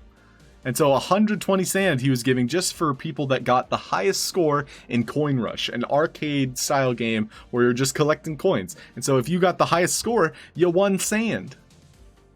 And sand is each over $1. So that's $25 just for playing games. Look, Zombie, will you share your syringe with me?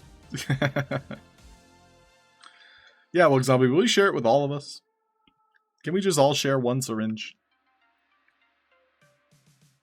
Well, Game Maker crashed. Game Maker's like, I need that offset. I need the offset.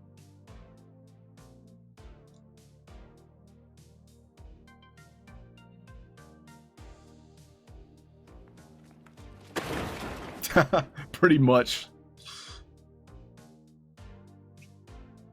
Happily. Yeah, the competition's still going on. That's fantastic, Woke Zombie. I mean, it does take a lot of practice. There was the Meads parkour race that got a special kind of incentive from Sandbox themselves. If you could complete the parkour challenge the fastest, which it was insane how talented some of these parkour people, you know, got. parkour. Yeah, parkour. It was 1,000 sand for top 3. So each top 3 got 1,000 sand, which is very cool. So thank you, Seb, for sponsoring that. So we're going to do the offset again. We'll export it. Export to marketplace. Default flat. Kind of like that one.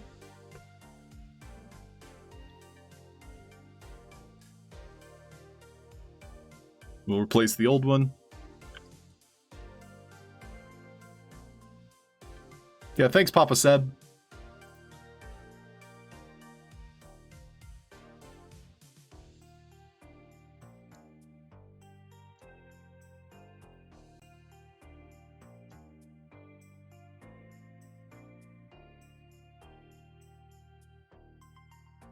Yeah, Woke Zombie. There's a lot of luck involved, I would say. Which is good, because that makes people want to keep trying. Do we call him that, bot? Pongali? Pongali, do you have a full-time, like, testing job? I'm just curious. I might be able to put you in talks with some people, Pongali. Shout out Pongali, who kind of, like, helped me a lot when it came to making my game. This is weird. I've never seen this. This is actually a first for me. Do you guys see this? My asset didn't replace on the one that is currently linked. It didn't replace itself. But I just put a new one here that uses the update that I just published.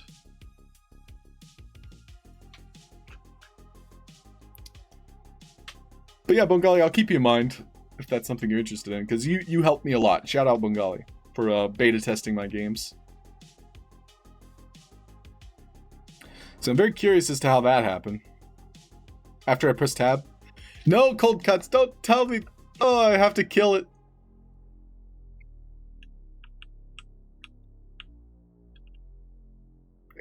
Wait. It looks like it didn't in-game. Oh, yeah, but now it did. Out-game. It did out-game, but not in-game. Oh, you already have a job. Gotcha, Bengali.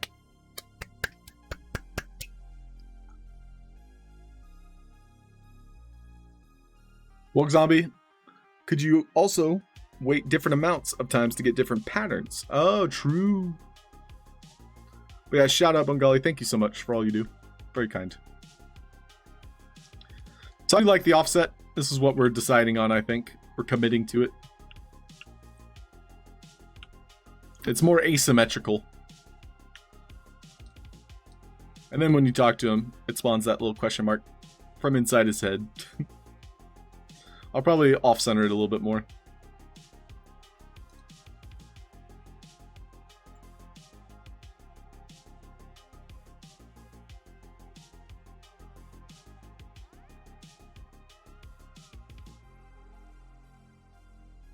I do like that, though.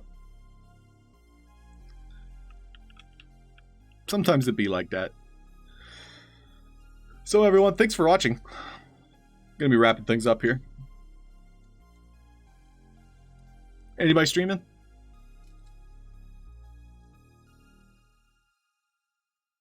Nope, just me. But if you guys like Dungeons and Dragons, we're gonna be playing today. 8 p.m. UTC. Worthy of that. Do not prove me wrong. Thank you, O24. Shout out, my boy, the golden boy. All my other streamers here in chat, you know who you are.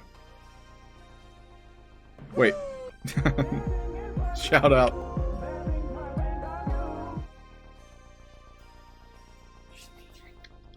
Anyone else here thinking about streaming more often? If I can help you in any way, please send me a DM. I would love to get you set up, hooked up. All of us here, we love the Sandbox. Like, we love supporting one another. You're going to have people in your chat. People are going to support you. I know it might be slow at first, but let us help you. But what would we stream? And when? That's up to you. Sage is going to start. Yo, let's go, Sage. I'm actually wearing one of his bags. This was made by Sage. This little back satchel.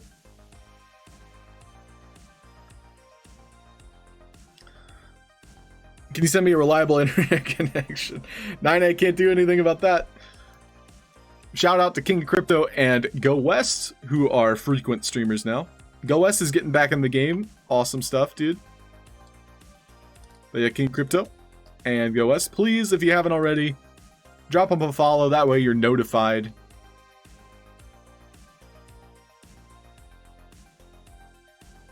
But yeah, Sage, can't wait to see him streaming more often. What do we want to see? Oh, true. Streams are the dance parties. That's true. O24. 99% vibes. 100% Vox setup.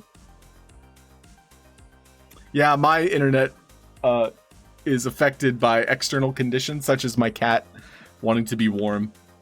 My router does give off abnormal amounts of heat, so I can't blame her.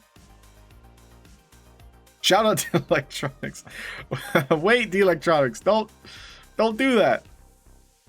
I'm just kidding again. But I didn't think you could, so now I have to make sure Dorkbot can't do that for everyone. Oh, OG Shakespeare's going live. What? Let's go, dude. Shout out OG Shakespeare, who raided us today.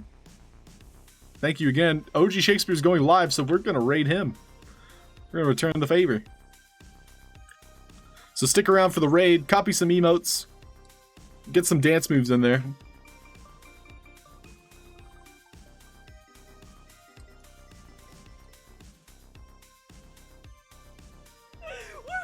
Woohoo! Oh my gosh.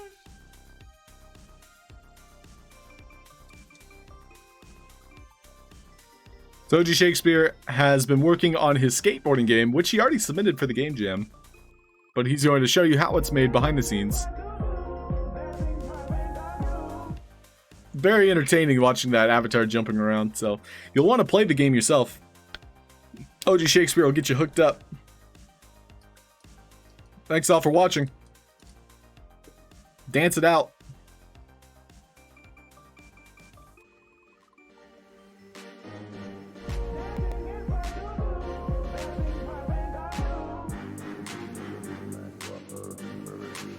Big Mac Whopper, Burger Cheeseburger, Big Mac Whopper.